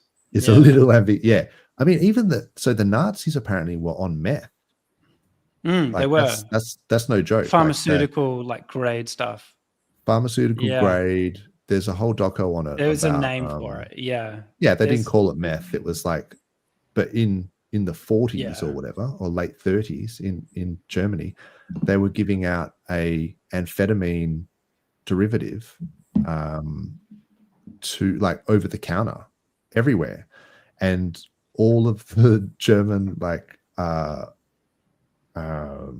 infantry and the soldiers were prescribed it. They were given it. So that's why they had the Blitzkrieg attack, where all of those tanks could overtake, French territories or whatever in such a hurry. It's like, yeah, because they didn't sleep for 2 days because they were all on meth. And it's like, oh wow, that kind of changes the way that I was taught, Yeah. some of this stuff. So anyway, there's interesting things like that. There's also interesting things about the monetary policy and how like It's all the raw. Yeah, just like ever since we deviated from the gold standard, and then they can just print money, and it's not. It's a great book. I've discussed it before. I think it's called the Creature from Jekyll Island, which is about how they invented that system. And it was invented in an island called Jekyll Island in America. And that like whole thing was orchestrated by the powers that be. I can't remember the name. It was like Rockefeller or something, like those guys who just invented the system to keep people to keep them at the top and keep the people using their currency paid off enough to use the currency, but to debase it at a rate that they can get rich off. Yeah. So like in terms of the $37 trillion debt that's there in the US, it seems like the only real way that they plan on getting rid of it and improve these metrics like debt to GDP, like to reduce the debt to GDP ratio, is by debasing the currency. And so that is effectively why we have inflation. And that's why we'll always have inflation. And so that's why you get, when people try and cut down expenditure, like Doge or whoever, it's like a drop in the ocean. Like, apart from it being bad politics and, unpopular, it doesn't really, affect like that ratio of like debt to GDP, because you have to be able to produce more. So really what you want is more credit in the system. You want more banks to be lending more money, and you want the interest rates to be low so that that credit is cheaper, and you need to have more liquidity. So you need the banks to be able to sort of buy the treasury bonds from the Fed. So if the Fed's buying the treasury bonds off the US Treasury, and then they're selling them to, say, other banks, and then the banks, because of the fractionalized reserve, they can borrow like 9 times as much as the reserve. So when they buy the treasury off the Fed, then they can borrow up 9 times that amount, and then they can loan that out. So then there's more liquidity out there, and then it flows on into markets. So when you look at that, it's like, it's inevitable that the more you crank up the credit in the system, the more inflation is just inevitable. And there's literally no way of stopping it. So the only way to combat it is to hold things that are scarce. Yeah, there's no buy and burn. Exactly. Yeah. So that you have to hold assets that are scarce, like Bitcoin or real estate or whatever. And then I guess ideally you can buy things that have leverage on those things, like Pulse and Ethereum. But yeah, so anyway, there was a video from this Bitcoin conference. I'll play it in the background. It goes for about 3 minutes, but it is pretty good. It's from this Lynn Alden, and 2 minutes 50. So yeah, I'll put it on. Bear with me. And the short reason is because it matters for asset prices, especially anything scarce. So this chart shows in the gold line is the price of gold, and the dark line, the black line, is real interest rates. And again, we've historically seen that there's been a very strong correlation between these two things. And so for those that don't know what I mean by real interest rates, this one is specifically the 10-year Treasury yield minus CPI inflation. And the reason these two charts, gold and real Treasury rates, are so worth comparing is because they're the two primary reserve assets globally. They're the ones that compete with each other at that scale.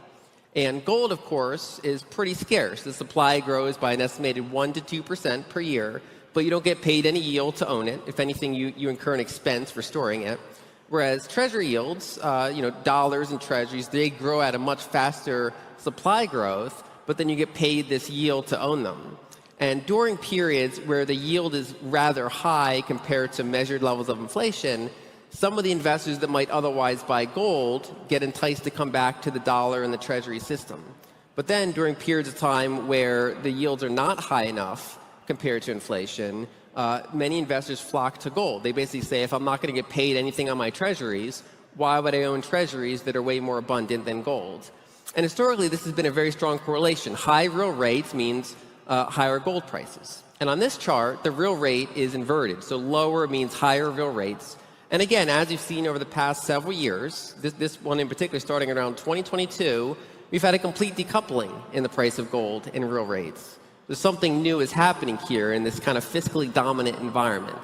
When we look at what the Fed, what their tool is to control credit growth, it's mainly interest rates. If they want to slow down the economy, slow down credit growth, and try to slow down inflation, they jack up interest rates to try to make borrowing less attractive.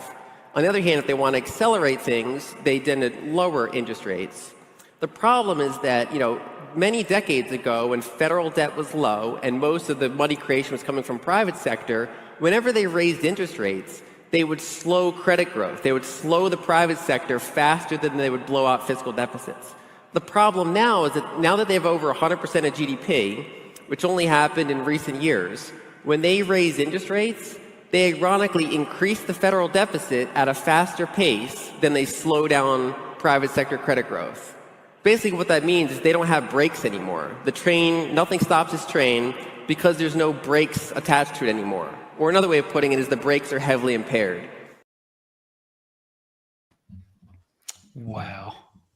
Yeah, so I found that really interesting, the way that she was saying that the correlation between gold and real rates had almost like an inflection point where it decoupled.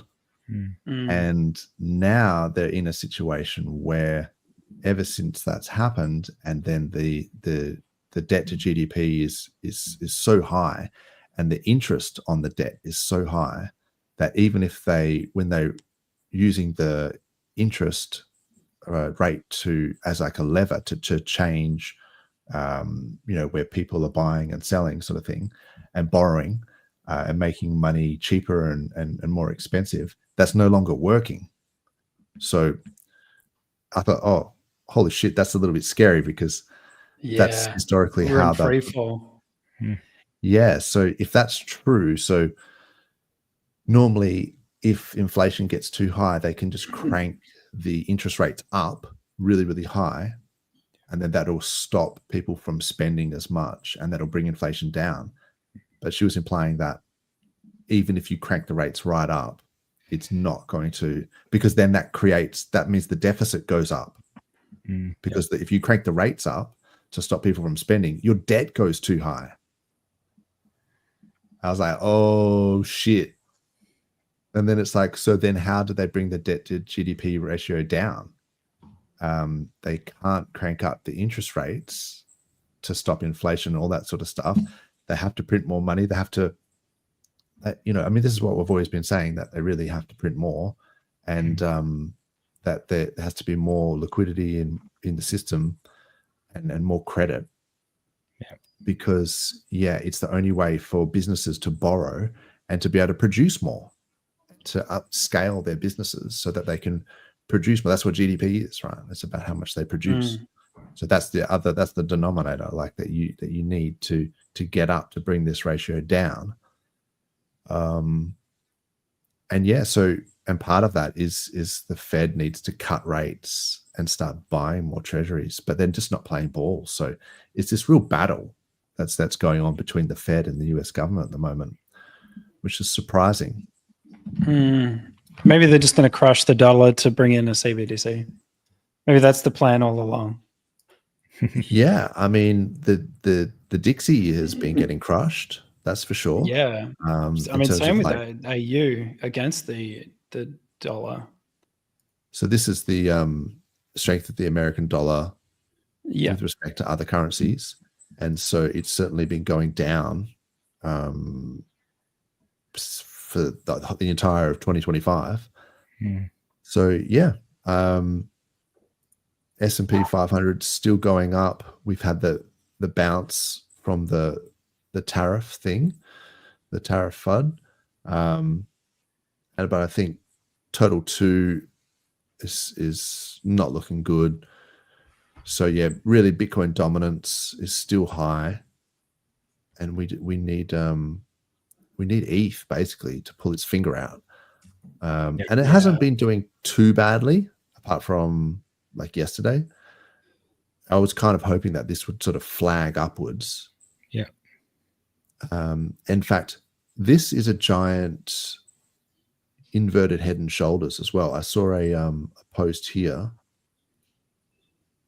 So this is an inverted chart, but whoever this guy is, Ash, did it for lols, and he's done it like, this is the head and shoulders, but it's saying it's going to break to the upside.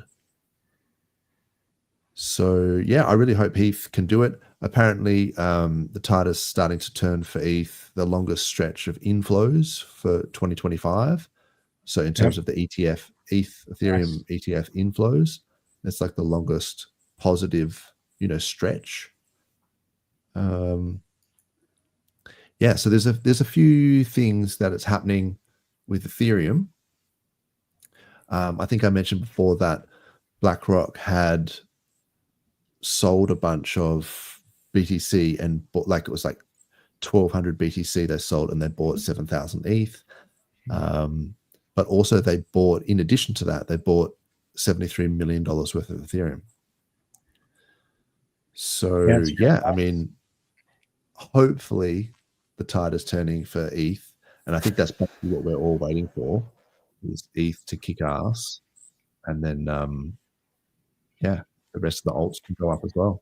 Do you think that's about the right time, given the cycle we're in? As in relation to where Bitcoin and how it's been moving, do you feel like it's a bit soon for that ratio to start changing, or it's about the right time? Because I would have expected it to start to reverse, when Bitcoin was a lot higher than it is now.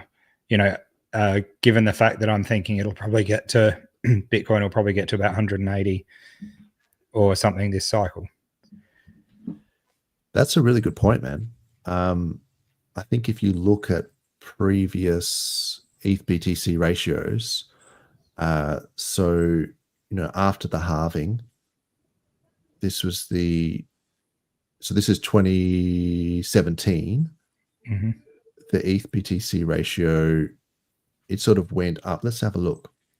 So really from the lows to the highs, it really only it was over, let's call it 180 days. Okay. So what's that? Is that 6 months? Yep. So 180 days. So over a 6 month period, it went from almost the all-time low after the halving to the all-time high after the halving for that cycle. Yep. And then now let's have a look for the 2021 cycle, ETH BTC. It went from, let's say from after the halving, let's keep it real. Yep. So after the halving, that's the low point. To the high, I mean, you've got to say it's the second top really, but it did most of the move in 145 days. Yep. So it rips pretty quick. So it's pretty quick in terms of ETH. And then from there, it made a slightly higher high. Yep. But really, that was almost the whole move. So what's that, like 4.5 months? Yep. So, yeah, I mean, and it's getting shorter. that's the other correlation there, is that it went from 6 months to 4.5 months. So are we going to see a 90-day period where it goes from like the Yeah. ETH-BTC ratio goes from all-time low to all-time high after the halving? Maybe. That would be crazy. A 3-month. I mean, I still think that, you know, BTC is going to top out like mid-November, but let's see, because that means it only really has to, the ETH has to start pumping in like August, right? Exactly. I was watching a stream with some like stocks guys and that yesterday, and one of them was basically putting it out there that he thinks BTC has topped, and that it's, you know, gonna start going down. And you know, most people don't think that's true, but who knows? You know, imagine if it has topped. That'd be pretty crazy. Yeah. But I really think it's, we're still waiting for it to keep climbing. It's certainly possible, right? But I think, you know, what I've been talking about with all that the global liquidity and the current state, it seems to me that they really have no choice but to print more money, print more supply. I think so. Like the system with credit, and then make it drop interest rates. Like they're in a really bad situation with the debt to GDP ratios. So, and that's obviously what Trump is like pushing. Yeah. So at some point, Jeremy Powell has to capitulate, right? Like they have to drop rates and they have to change their policy. It's a bit sad that we're sort of reliant on this pseudo arm of government, like the Federal Reserve, like that has so much power. Exactly. Yeah. I don't think the American founding fathers would want the Federal Reserve and the centralized banks to have that sort of power. I'm pretty sure that's like exactly the that's how they were. That's how it creeps in, though. It just, they find loopholes and things like that, and it just slowly creeps back in its own capacity over time. Yeah, so like obviously as an Australian, we don't have that here, but it's one of the things that I've always admired about America is that they have those tenets of the founding fathers about freedom of speech and those sorts of things, and some of those, I think, because I think they were really against the central banks. That was it. So yeah, it's a bit of a shame that we are reliant on it, but hopefully they're going to do the right thing. Otherwise, I reckon it's like full global, you know, recession, depression. That's the alternative, right? Yep. And well, then Elon reckons that's going to be happening in the later half of this year. That's one of the posts he made. So. Oh, really? Yeah. Wicked. A little soon, I reckon, but not far from it. I reckon it's not going to be good. I still think, you know, September, October, November, in those 3 months, it could be enough for us to get an alt season. A little pump in. All right. Alt season. Yeah, that's all I'm asking. That's all I'm asking. When's that? Alt like season. Not alt week or whatever that we had at the end of last year. Yeah. At least 3 months. One whole month, please. Yeah. 3 months. Give us 3 months of up only. 3 months. Yeah, that's right. Yeah. I don't know if we'll get 6 months of up only. I mean, that's what I was sort of hoping, but it's not looking that way. Unless this is like the final capitulation before up only. I think at this point, the only thing that's up only is the debt in the system. Yeah, that is inflation. Indeed. The biggest chart of all. The biggest gainer. That's the only thing you can guarantee will be up only. Yeah. Yeah. But anyway. Speaking of alt seasons and juicy charts, you should show us the PulseChain ecosystem, how that's going. Yeah, man. Yeah, for sure. I'll whip it out, but you may not like what you see. Just for a little pump. Yeah, that's it. it's a little bit scary. So see, this is the thing. I don't like to, you know, fud my own bags, but really, if I was being just brutally honest, it closed below the 20 MA here on the daily on the 28th of May. So like uptrend over. It's got a lot of work to do. Yeah. So like until it closes above the 20 MA, we're in a downtrend. And it's been like that since the 28th of May. So over a week now. And then it closed below the 50 MA or whatever that is there. So yeah, the 50 MA as well. And it's not holding support. Like there's support lines here and it didn't hold. And it's not making higher highs. If anything, well, it hasn't made a lower low here yet. Yeah. So, and I mean, maybe if I zoomed out on the weekly, then maybe that looks slightly better. Yeah, it does. So on the weekly, it's making higher highs. But in fact, if you go on the weekly, it closed the weekly chart back on 10th of Feb below the 20-week MA. So yeah, really maybe you should have sold then. Yeah. But yeah, so in terms of TA, like it's not great. And I think the same thing goes for like look at this sea of red here. Hex is down 9% for the day, closed below the 20 MA on the daily, 26th of May. It's below them all. Yeah, on the weekly, it doesn't look good either. So I guess all you can really hope is that we get some sort of white swan catalyst. And so, yeah, even all of the memes are fairly down as well. I don't know why you wanted me to do this, bro. You're just like, you know, just for you know, transparency. And for yeah, I suppose so. Look, teddy bear's down 10%. Gray's currency's down 10% for the day. So the memes are not doing terribly well. I mean, that looks very similar to Pulse, I guess. Yeah, if you look at the Gray's currency in terms of Pulse, even in Pulse terms, that looks like it's in a downtrend. So we've got downtrends on downtrends on downtrends. Yeah. We've got leveraged downtrends. Absolutely. So I guess that's the way it works with liquidity. I don't know. Is there any charts though in crypto that are good right now? Like even outside of our Ash ecosystem? could tell us if he did a 10x on something recently. Ash, what's Ash. the coin? What the hell? Holding out. What was that? Like, What's the coin, Ash? Tell Come on. us what's been going up, because look, I think a lot of this stuff will Maybe bounce. it was a stonk. Like I'm not actually bearish. Like I just think, you know, it's just, this is how you. So there was a thing, I can't remember who said it, but they were talking about confident buying. And it's like, you will never be confident in buying something that's down like that. Yeah. You don't get that. You only get confidence from buying tops, because it's been going up for so long and so hard. It's been going up that you're just like, now you're confident. That's the worst time to buy it.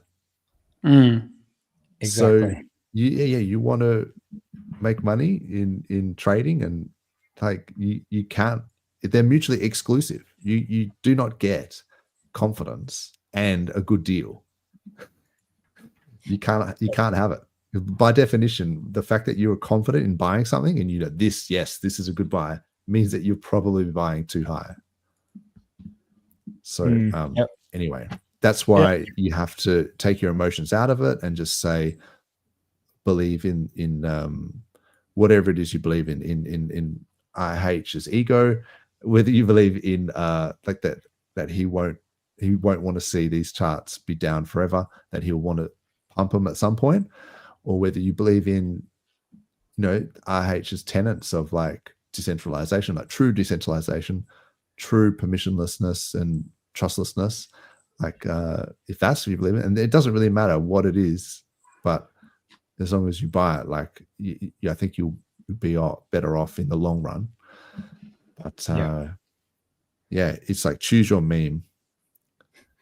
Yeah, exactly. But I've anyway, been confidently buying RH coins, but I might look like a madman in the future, or I might, you know, it might be a good thing.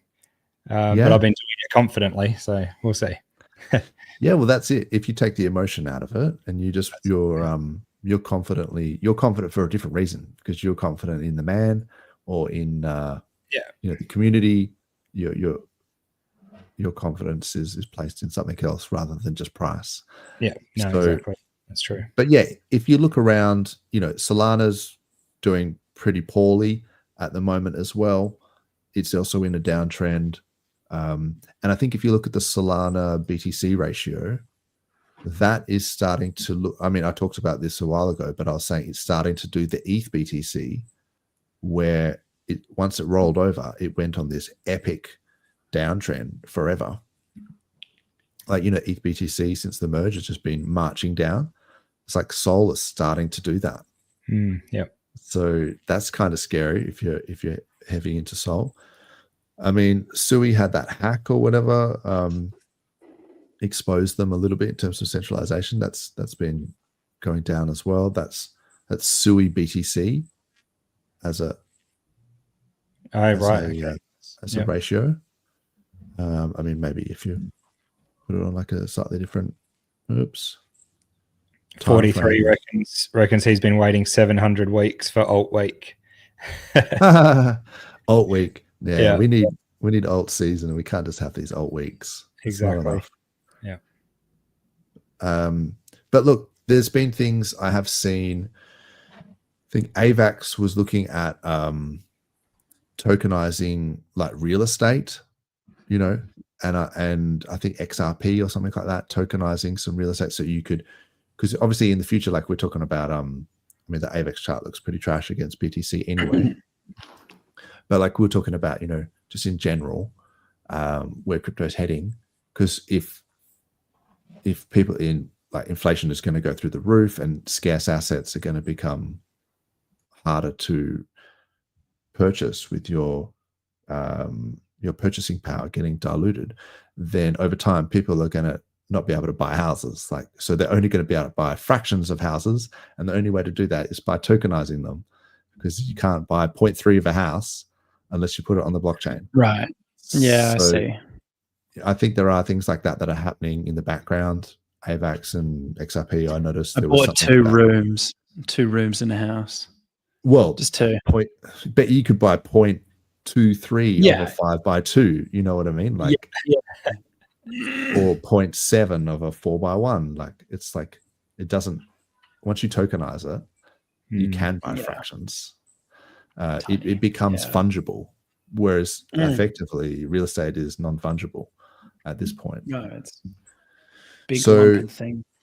Yeah, there's that, that's happening in the background. There's a few things like that, like even they were tokenizing some other real world assets, like I think stocks and bonds. And so you can see where this is kind of heading.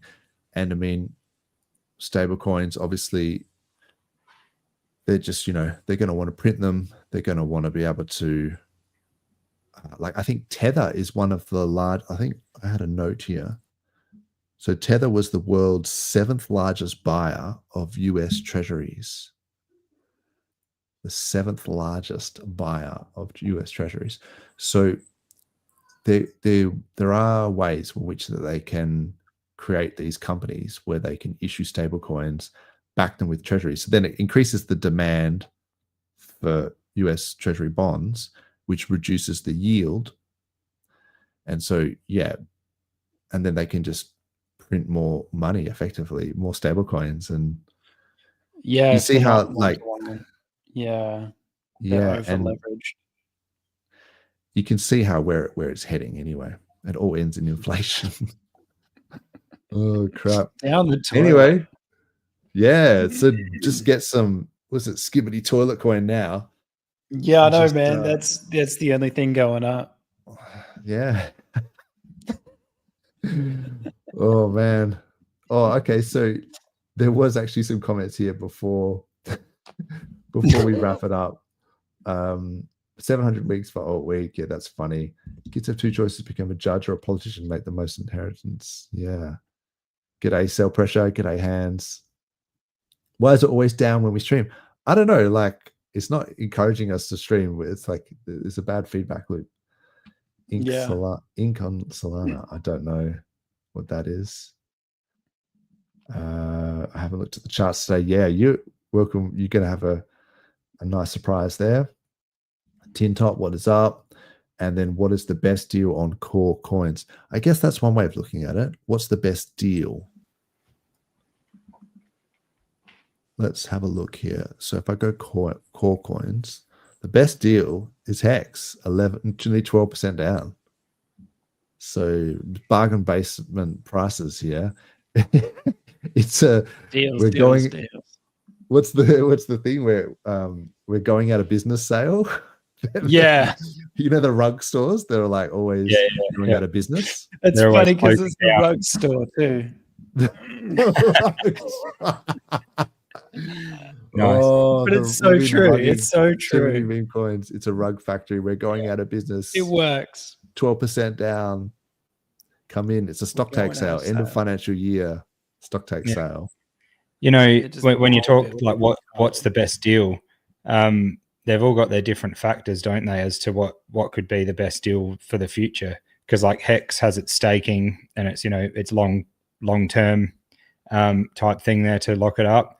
And then PulseX has the buy and burn, which I'm really bullish on. And Pulse, in my opinion, would be, if we were going to be listed on exchanges, that would be the first one to be listed on an exchange.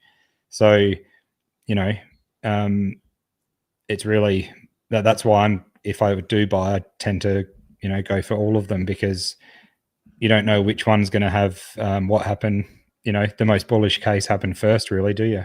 And Hex has the lowest liquidity, so it has the most chance to pump. Yep. And let's Yeah. not forget, like, jokes aside, you can actually pump this fairly easily. Like if you put in, you know, decent sums of money into this low liquidity environment. So I haven't used this in a while, but remember this Pampy.app? Yeah, this is good. Yeah. So say you did an even split across the four, you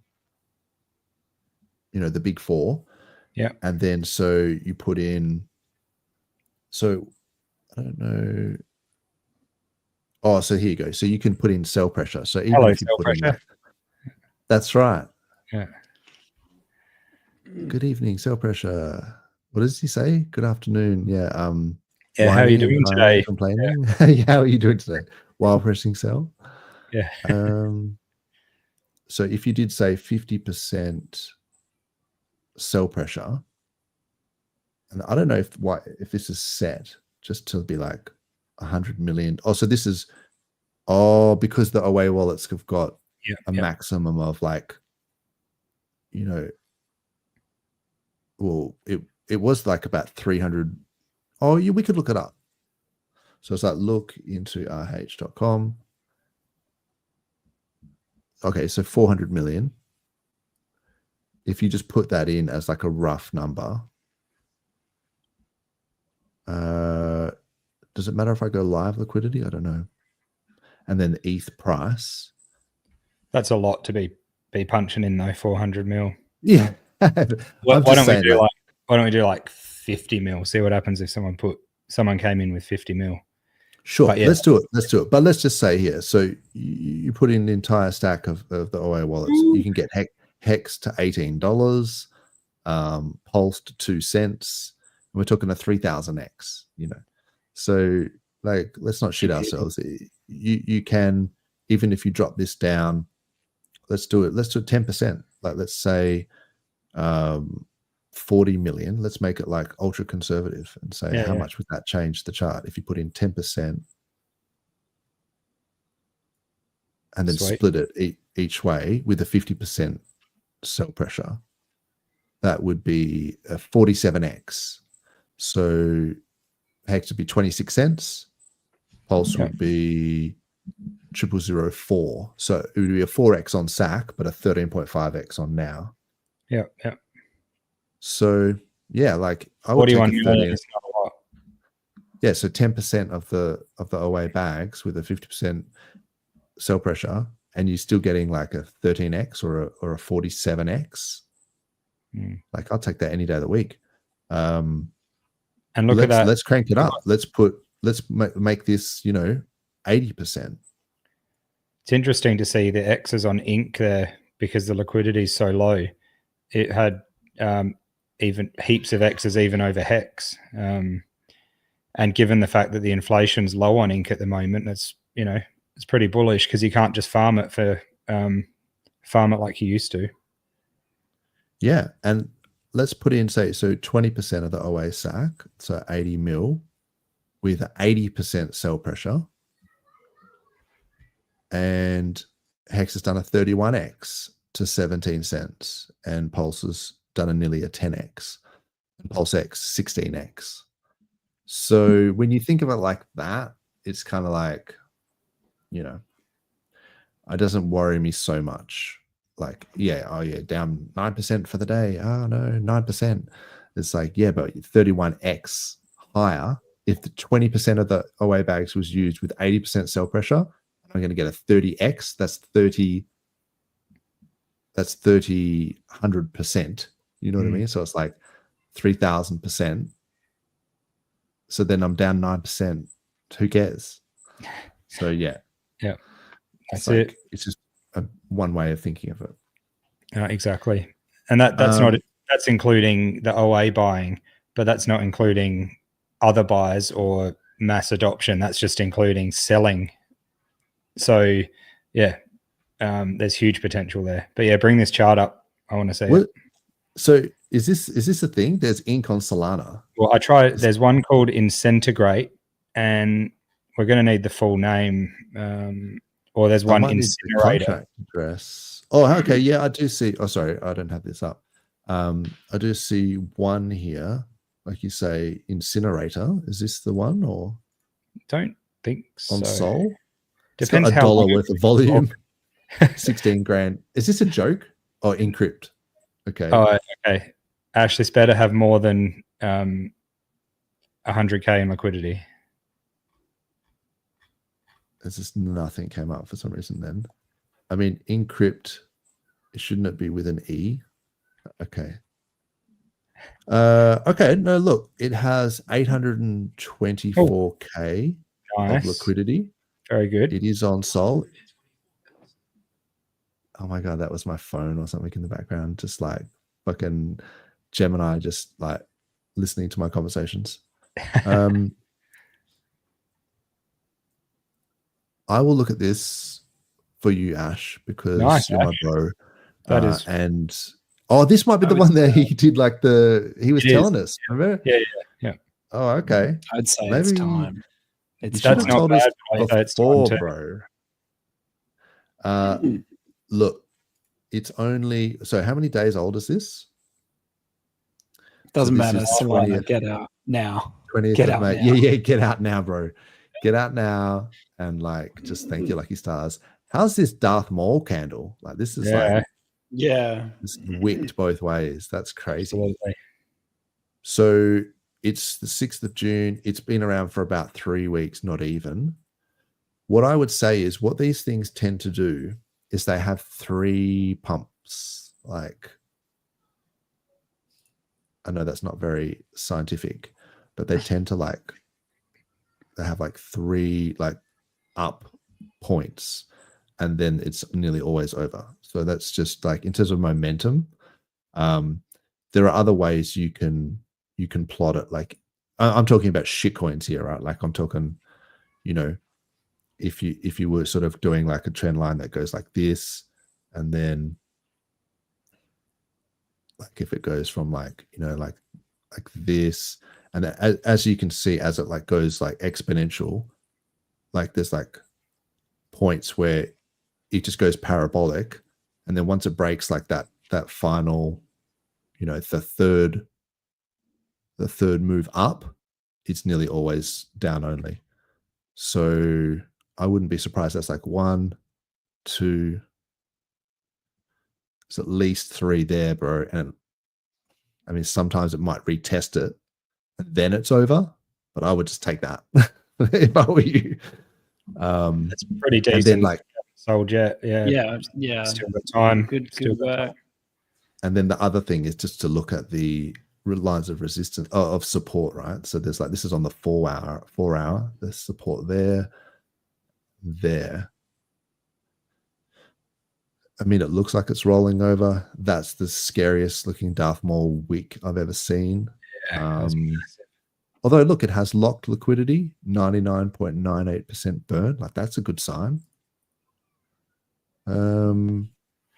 Ash is saying in the chat, you know, like a lot of coins, they've got, they talk about they're doing a game and an NFT for the game, an RPG game that might partner up with Activision. Man, if that's true, that would be bullish as, for sure. Yeah. But you hear those things all the time, like MasterCard is going to start working with XRP and you know, all this sort of stuff. So one of my favorite crypto games just died the other day, and they're just like, that's it, rug, good luck, bye. I was like, damn. Like it never came out, but there was like a beta and you could play it, and I was happy because I had like I spent $50 on some land. And I was like so pumped for this game to come out, and it just burned. It'd been in production for like 3-4 years. Yeah, you bought virtual land. Was it virtual land? Yeah, not as an investment, as like to play but the like game. part of the game. Yeah. But that would suck, like, because you just know that they've just created that. It was like, oh man, no, I guess there is nothing good. You can't have your cake and eat it too. Yeah. Look, I think let's go back and we'll check this for Ash's sake. We'll check it again next week. I've marked it on the chart, but I would say take your money and run. So that's probably not a good idea for anyone else to try and buy this chart, because Ash is going to full dump on your head. Yeah, he said, don't buy, I might dump at any time. Yes. Like, Ash, let's do it live. Come on, let's watch the chart. That's it. Let's paint How the chart. much can you wick it down? Yeah. That's gold. Nice work though, Ash. You know, good work. Discriminate on profits. We all love a good pump and dump when you can get them. If you get in early, I think that's the key, right?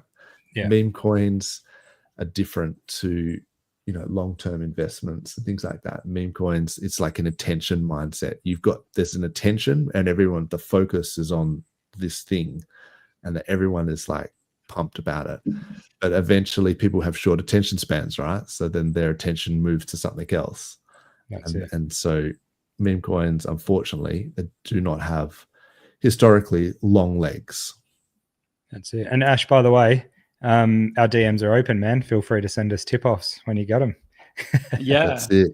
Anytime, man, just jump in. Don't wait for it to go off 1,000% next time and then tell us. Exactly. No, all jokes aside, that's good. No, I like to see people doing well. So but yeah, as a general rule with these things, like I'm giving out a few alpha tips and things with these meme coins, but if you sell 50%, you have completely hedged your emotions. So you're like, I don't know what to do. I'm like a 50-50. Should I buy more or sell some? That generally means do nothing.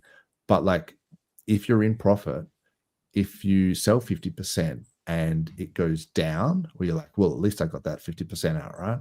And then it goes up, and then you'll find that your 50% is still worth heaps. Like if it goes up another, and then you could keep trimming 50% off as these things go exponential.